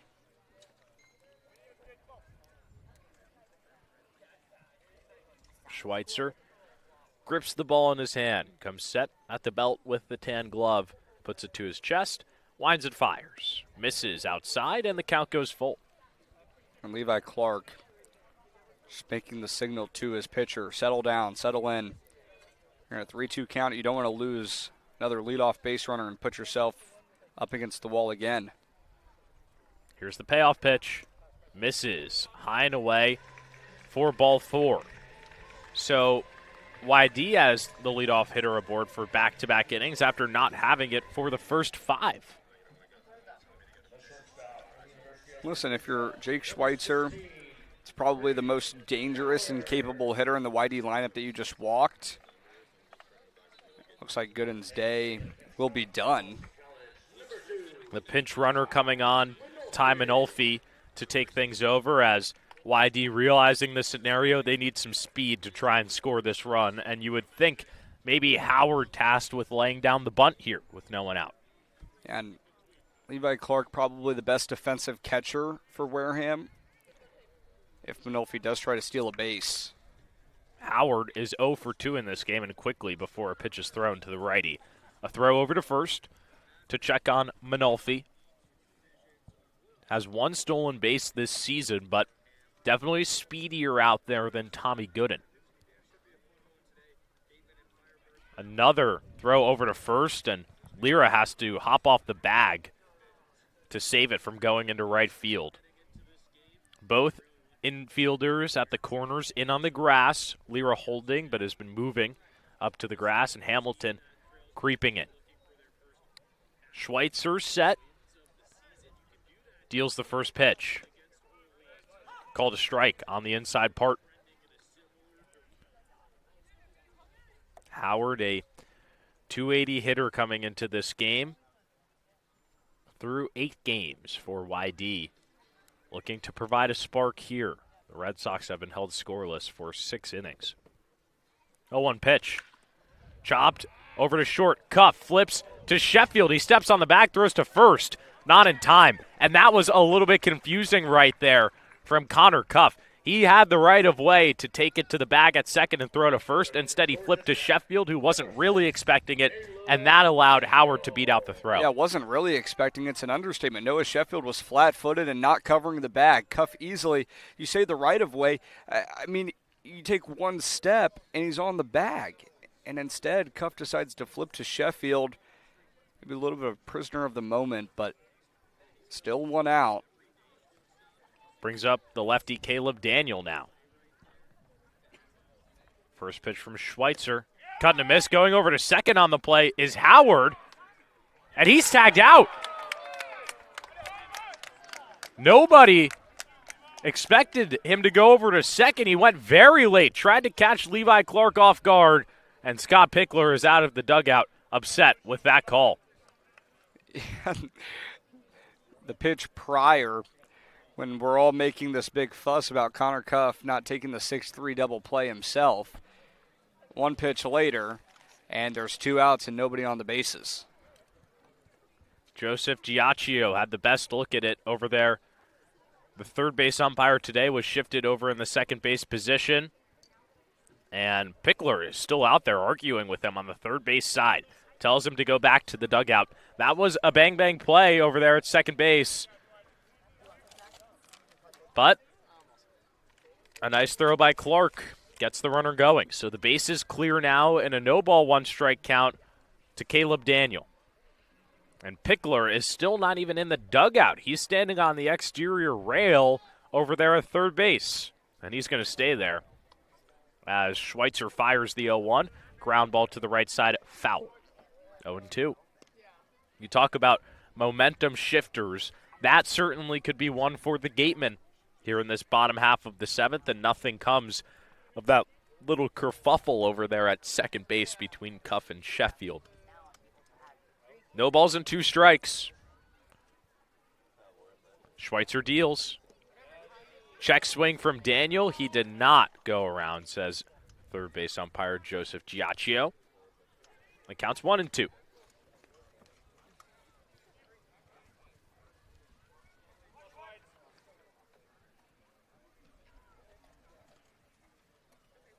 Schweitzer settles himself, looking for back-to-back innings of zeros on the scoreboard. Here's the pitch.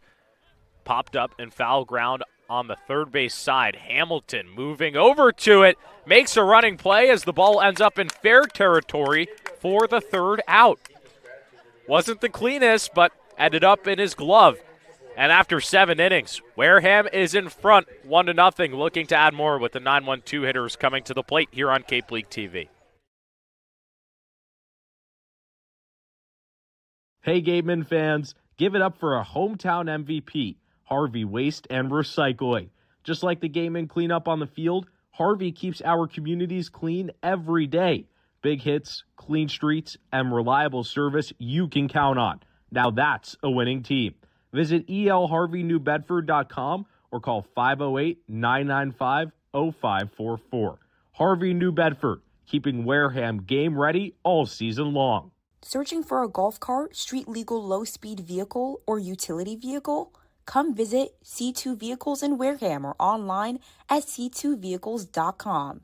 Trusted across the South Coast, Cape and Island since 1978, C2 Vehicles has the ride for work, play, and everything in between. Broken PS5 or Xbox? A+ Repair specializes in all repairs, including game consoles, computers, smartphones, and tablets. Walk-ins are welcome, and most repairs are done in less than an hour. 508-962-2394 or aplusrepairs.net for more info. Reed Custom Soils, a subsidiary of the AD Makepeace Company, is New England's most experienced precision soil blender. Reed is the leading provider of lightweight planting soil for green roof installation, stabilized stone dust for nature paths and pedestrian walkways, bioretention and rain garden soils, and specialized soils for athletic fields, including your Spillane Field. To learn more, visit reedcustomsoils.com. Top of the 8th here at Red Wilson Field. Dan Shalam with you alongside Adam Hipsky in a 1-0 ball game that the Gatemen lead, looking for some insurance with the 9-1-2 hitters coming to the plate, starting with Noah Sheffield. First pitch to him is put in play to the shortstop, Howard. He throws over to first. It's in time. Quickly, 1 down on 1 pitch.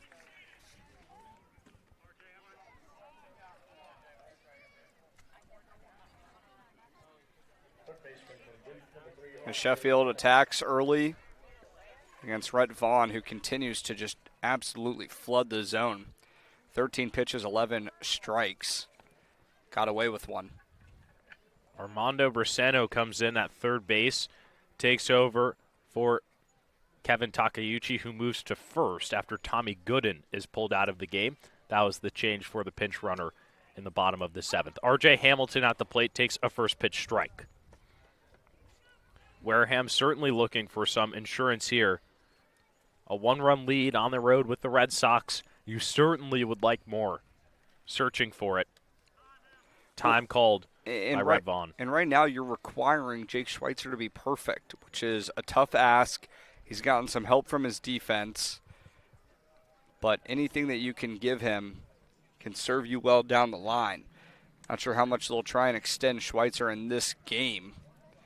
But with nobody up right now for Wareham, you certainly think he'll get the 8th. And if you look at who's pitched the last couple of days for Wareham, Bryce Turner threw 3 innings yesterday. He's unavailable. Mike Atakis made his debut. Finn Edwards closed out the game. Here's the 0-1 pitch to Hamilton.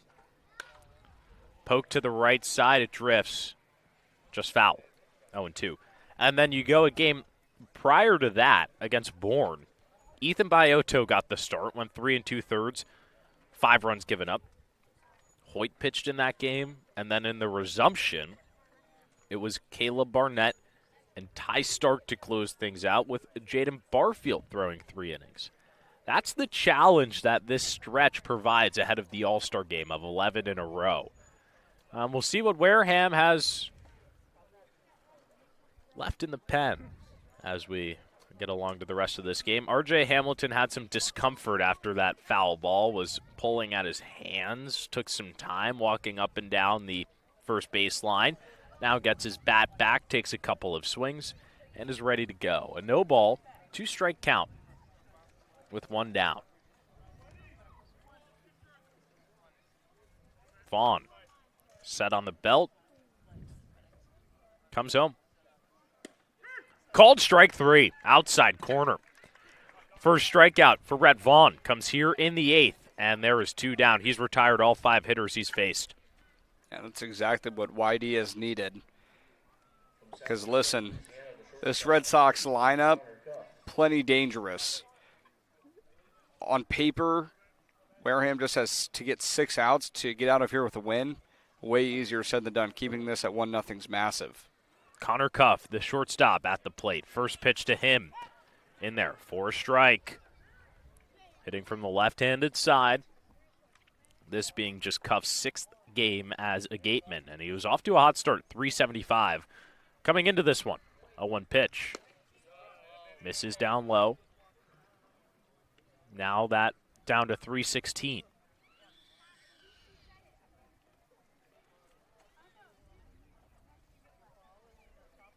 Here's the 1-1.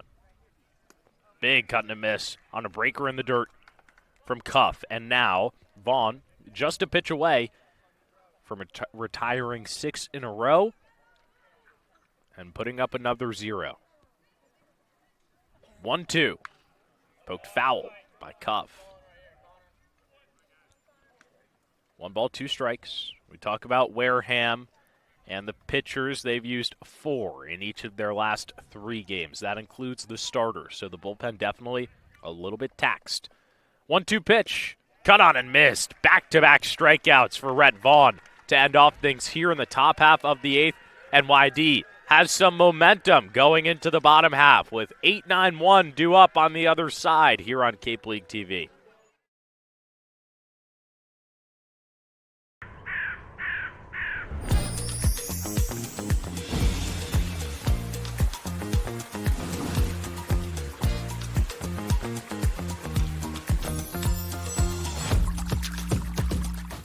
Hey, it's me, Wizzy.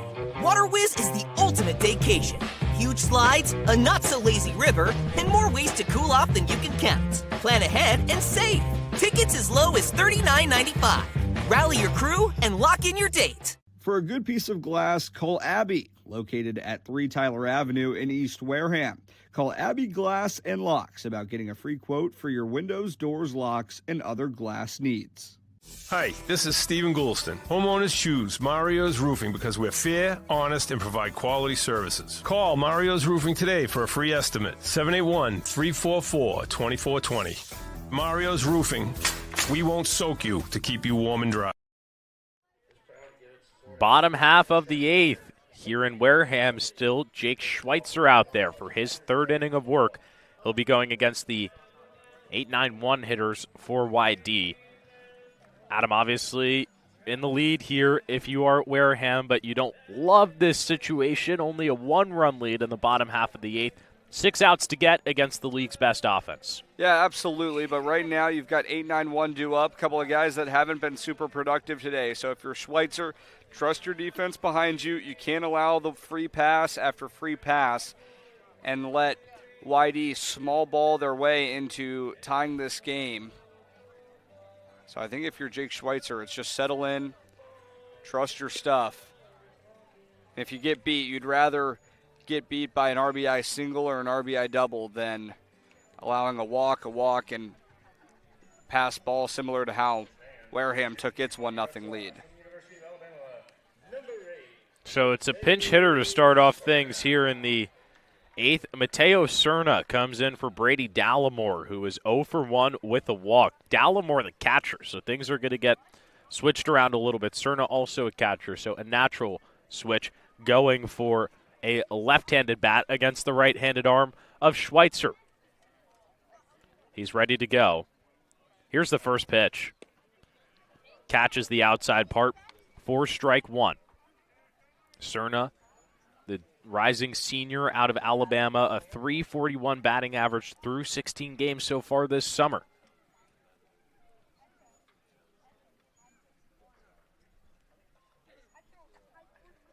A 1. Big cut and a miss for strike 2.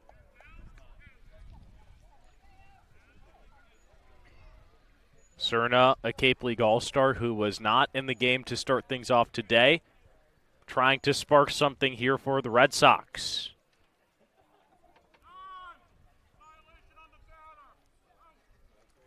And oh my goodness, a pitch clock violation against Mateo Cerna before he even gets to see the third pitch. And he goes down on 3 pitches. That's a strikeout for Jake Schweitzer, thanks to the pitch clock. One of the easier strikeouts that Jake Schweitzer will get here on the Cape this summer. An 0-2 count gets ahead, and then Silvio Martinez was all over it. First pitch clock violation we've seen of the day. That is an inexcusable error right there from the All-Star Mateo Cerna. Hands Wareham the first out here in the bottom half of the 8th, but the Gatemen certainly won't complain about it. Alec Blair at the plate, the lefty, looks at a first pitch strike. It's been a couple of interesting outs in this game for YD. Got caught stealing on the base paths, have grounded into a double play, and that the most recent kicker with the pitch clock. Here's the 0-1. Down in the dirt, 1 ball and 1 strike.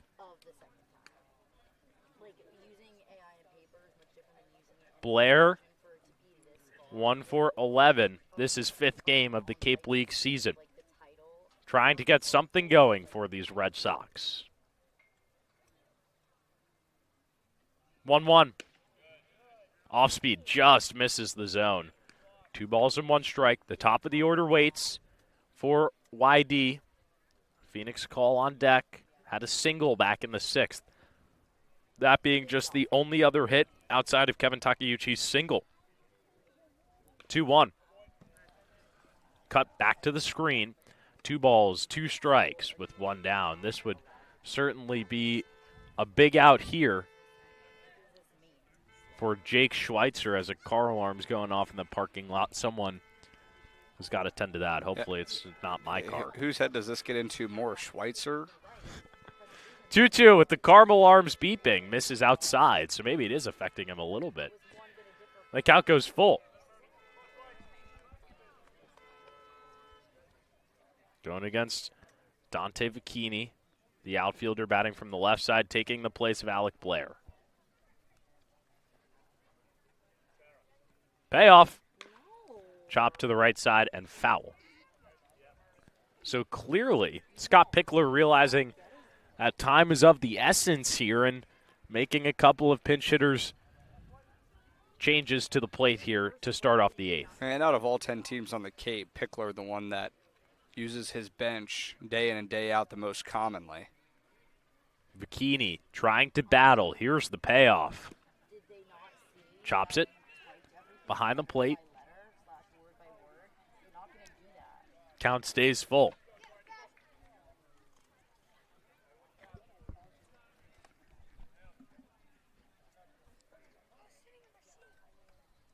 One down. Schweitzer looking for a big second out.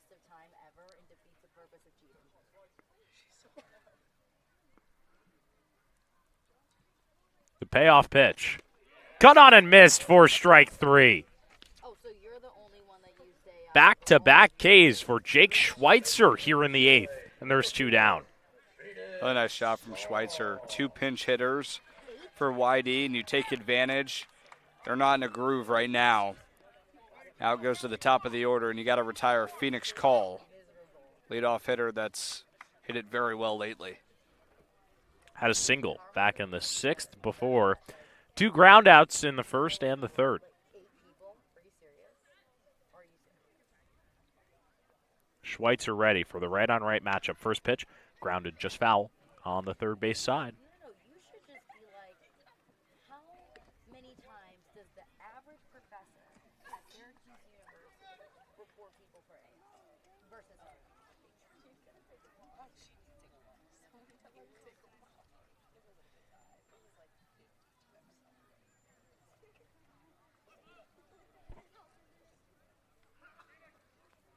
A one pitch.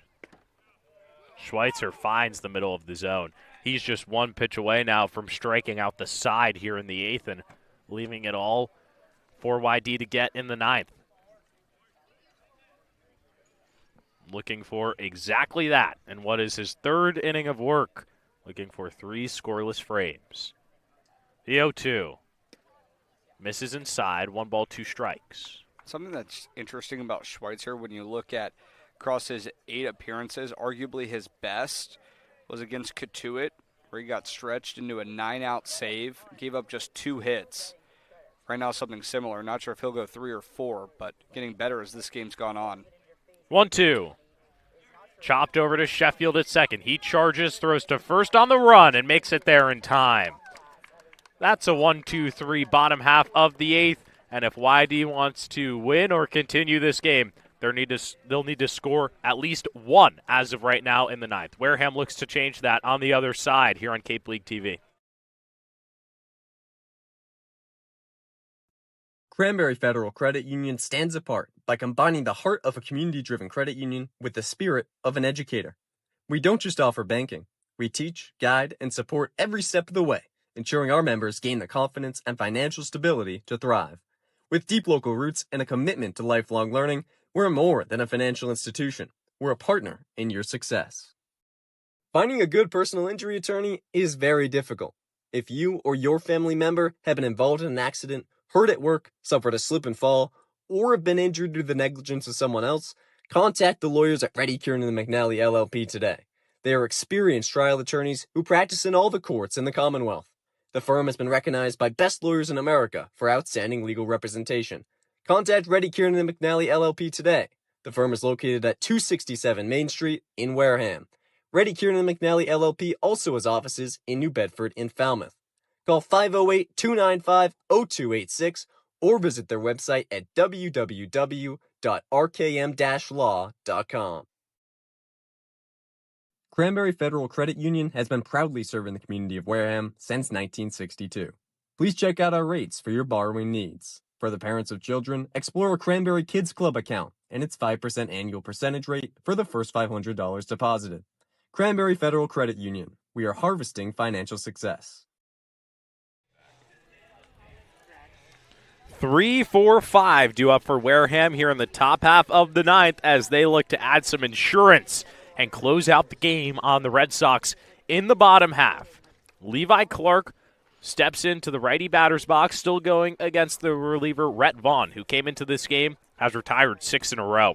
He has been sharp, that over 2 innings of work. They've needed every bit of it. Vaughn, ready, fires the first pitch here in the ninth. It misses down low.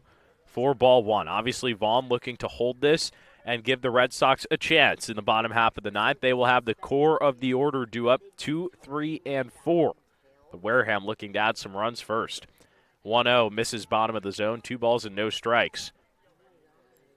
First time that Clark and Vaughn have faced off in this game, but the last time the two faced each other, Clark with an RBI single. That back at Wareham. pipes the 2-0 into center field. Going back is the center fielder, Kettleson. It bounces off his glove and onto the track. Going into second is Clark. It's a stand-up double for Levi Clark and the first hit for Wareham since the 4th inning. Yeah, and trust the process. If you're Levi Clark in the first inning, he had a similar one that was hit out to dead center. Kettleson went back, crashed into the fence, and made the catch. That time, Clark stays true to his approach, lines one out into deep center again, and Kettleson can't make the play. Wareham maybe try and manufacture a run to make it a 2-0 game.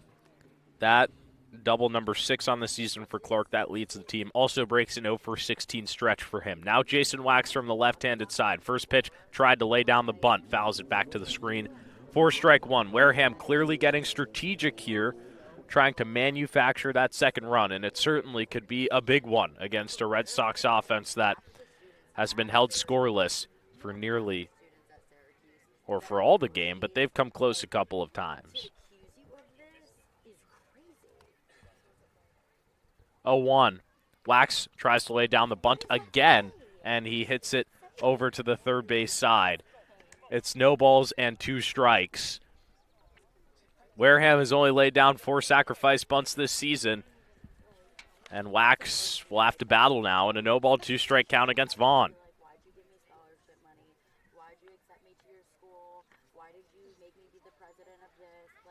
0-2. Misses on the outside part of the plate. Cerna liked the spot. He's behind the plate taking the place of Dallimore as he pinch hit for him in the 8th. Now 1-2. Here's a pitch. Cut on and missed by Clark, or by Wax in the dirt, and Clark stays at second. That at bat, they were looking to get him over to third, unable to do so, and there's one down. Yeah, and obviously Wax not looking to strike out there, but such a tough one. Looked to bunt once, but then squared, couldn't lay it down, and you don't even put pressure on the defense. But worst case scenario for Wareham, best case for Rhett Vaughn. Now Dylan Dubovic, 0-for-3 in this game. Has had a couple of hard hit balls. Nothing has dropped. Clark at second. First pitch. Fouled back. 4-strike-1.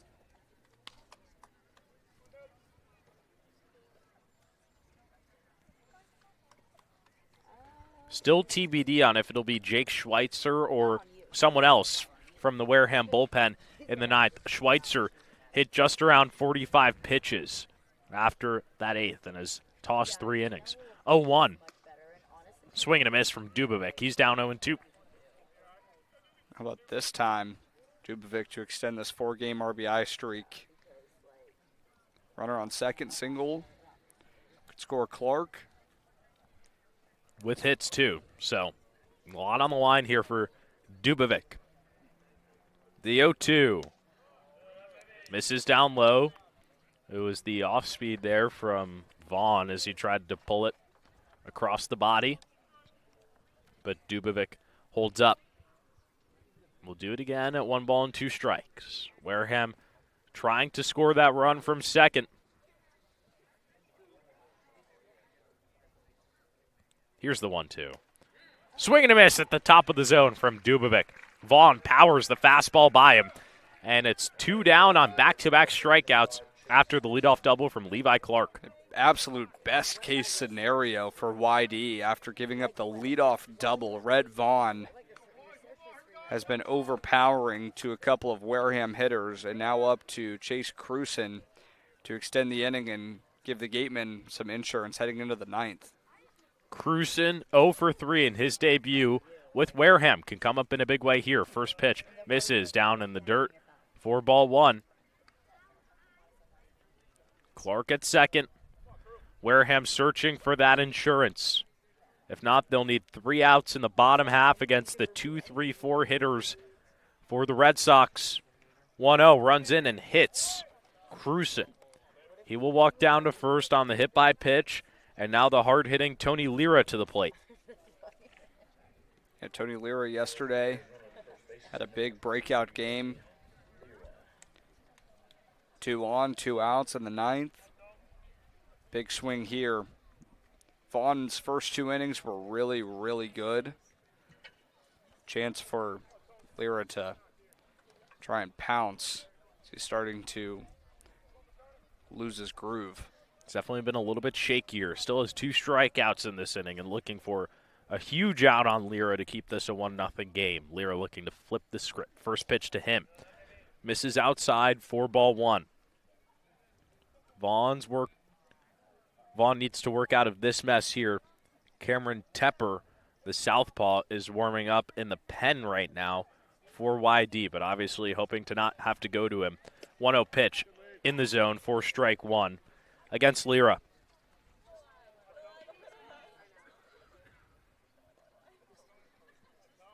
One ball and 1 strike. Lyra with the 2-run home run yesterday that clocked in at 401 feet at Spillane Field. 1-1. Big cut and a miss. And Vaughn can smell it now, just a pitch away from putting up a 0 here in the 9th. Clark at second. Led off this inning with the double. Cruising at first after the hit by pitch. Lyra ready. Vaughn set. He comes home. Misses outside. Ball 2.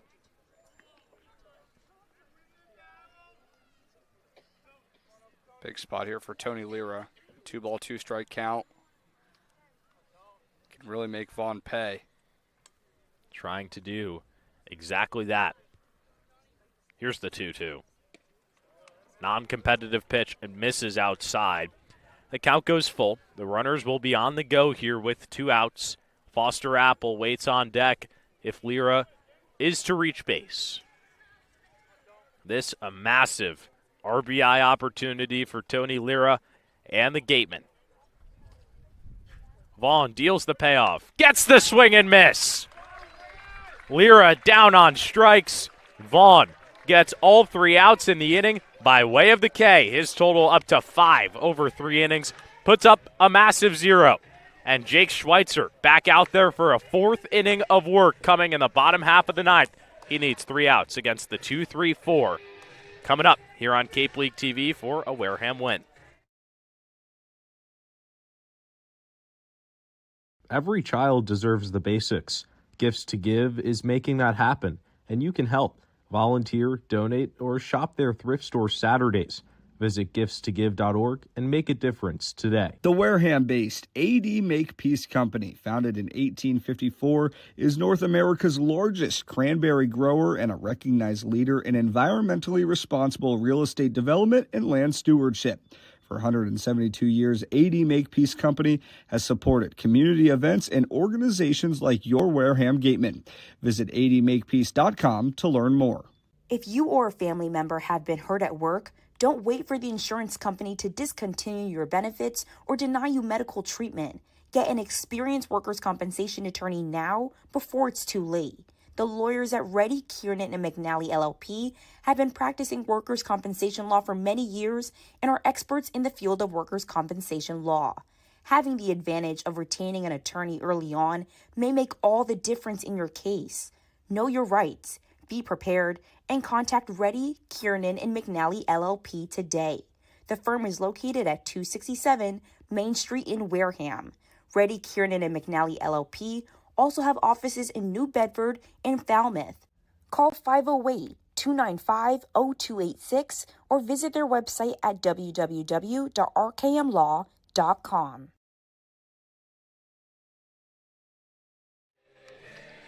Bottom half of the 9th, 3 outs left to go.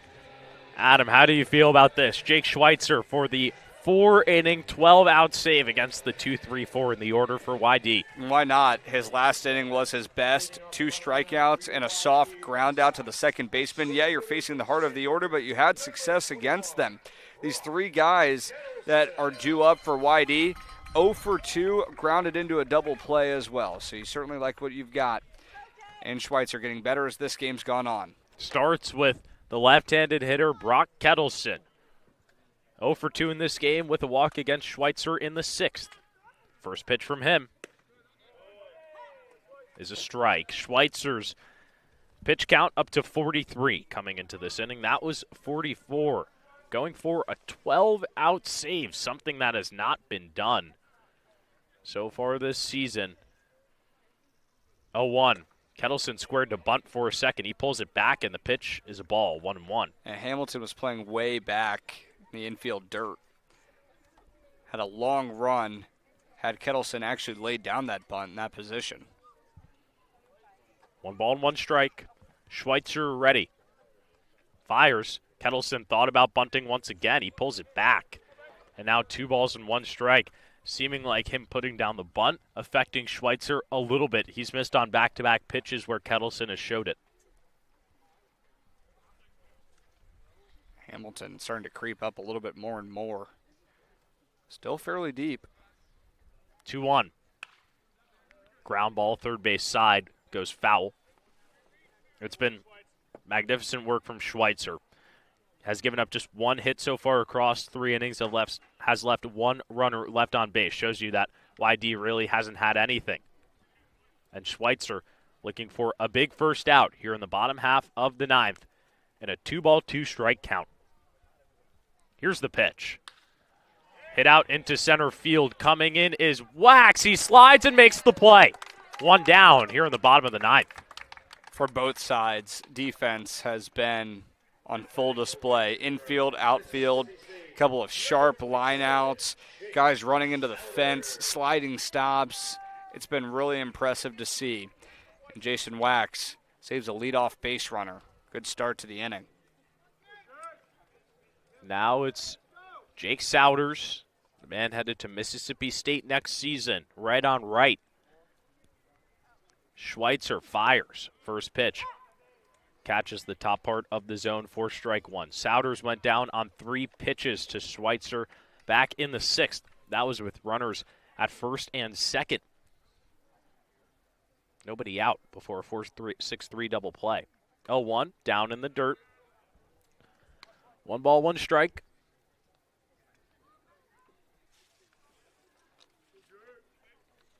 Just 2 hits on the day for YD. Wareham can see the light at the end of the tunnel. 1-1. In there, top of the zone for strike 2. Schweitzer feeling himself. Looking for what would be a huge out. 1 ball, 2 strikes. Schweitzer set. Fires. Pitch is pulled into the left-handed batter's box. Falls off the glove of Levi Clark. 2 balls, 2 strikes.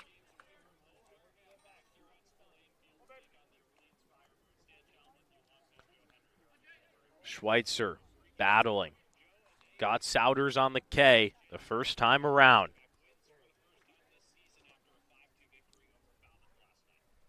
2-2. Popped out of play on the first base side. We'll do it again. 2 balls and 2 strikes. Schweitzer went with the off-speed there. Souders was ready for it. Steps back into the box.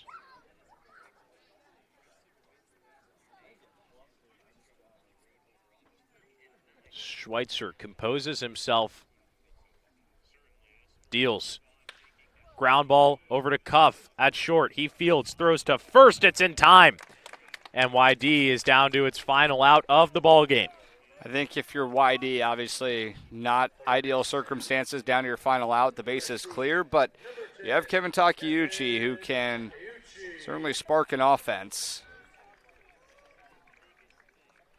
Speedy guy has 1 of 2 hits in this game for YD, which came back in the first inning.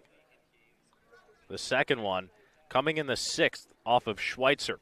It's been a pitcher's duel today here at Red Wilson Field. First pitch to Takeuchi. Fouls it back to the screen for strike 1. If YD is to lose, they would be losers of 3 of their last 4. For the first time this season, Wareham would have a 3-game winning streak for the first time this year, inch ever so closer to that final playoff spot in the West. 0-1. Cracked out into right field, but Cruson has a beat on it and makes the play, and the ball game is over. Wareham takes down YD 1-0 here at Red Wilson Field, avoids the season series sweep, and the Gatemen have 3 wins in a row for the first time this season. That's a big one. First shutout victory. YD didn't allow an earned run, and Wareham's won in the 5th. If you would have said that was all it took was working around the base paths on that one play, I would have said, A, you are crazy, but B, a heck of a job by Sahil Patel and Jake Schweitzer. You talk about 2 guys that were thrusted into a nearly impossible situation, having to pitch near perfection the entire day. They did just that. You can't ask for much more if you're Ryan Smythe. A 3-game win streak and a chance to make it 4 tomorrow. And currently Cotuit down 5-0 to the Brewster Whitecaps, so that game tomorrow will be for the final playoff spot in the West if results are to hold here throughout the rest of the day. So the Gatemen gaining some traction. They've won 3 in a row, have their first shutout victory of the season, and it comes against the league's best in the YD Red Sox. Final score lines from the day. The Gatemen, 1 run on 4 hits, no errors. YD, no runs on 2 hits with 1 error, and that 1 error leading to the only run of the game, which Wareham scored, that being unearned. That's going to do it for our broadcast here at Red Wilson Field. For our entire crew, led by our executive producer, Jocelyn Mejia, our 3rd member of our crew, sideline reporter CeCe Gabriel, my partner, Adam Hipsky, Dan Shalam saying so long from Red Wilson Field as the Gatemen have won 3 in a row.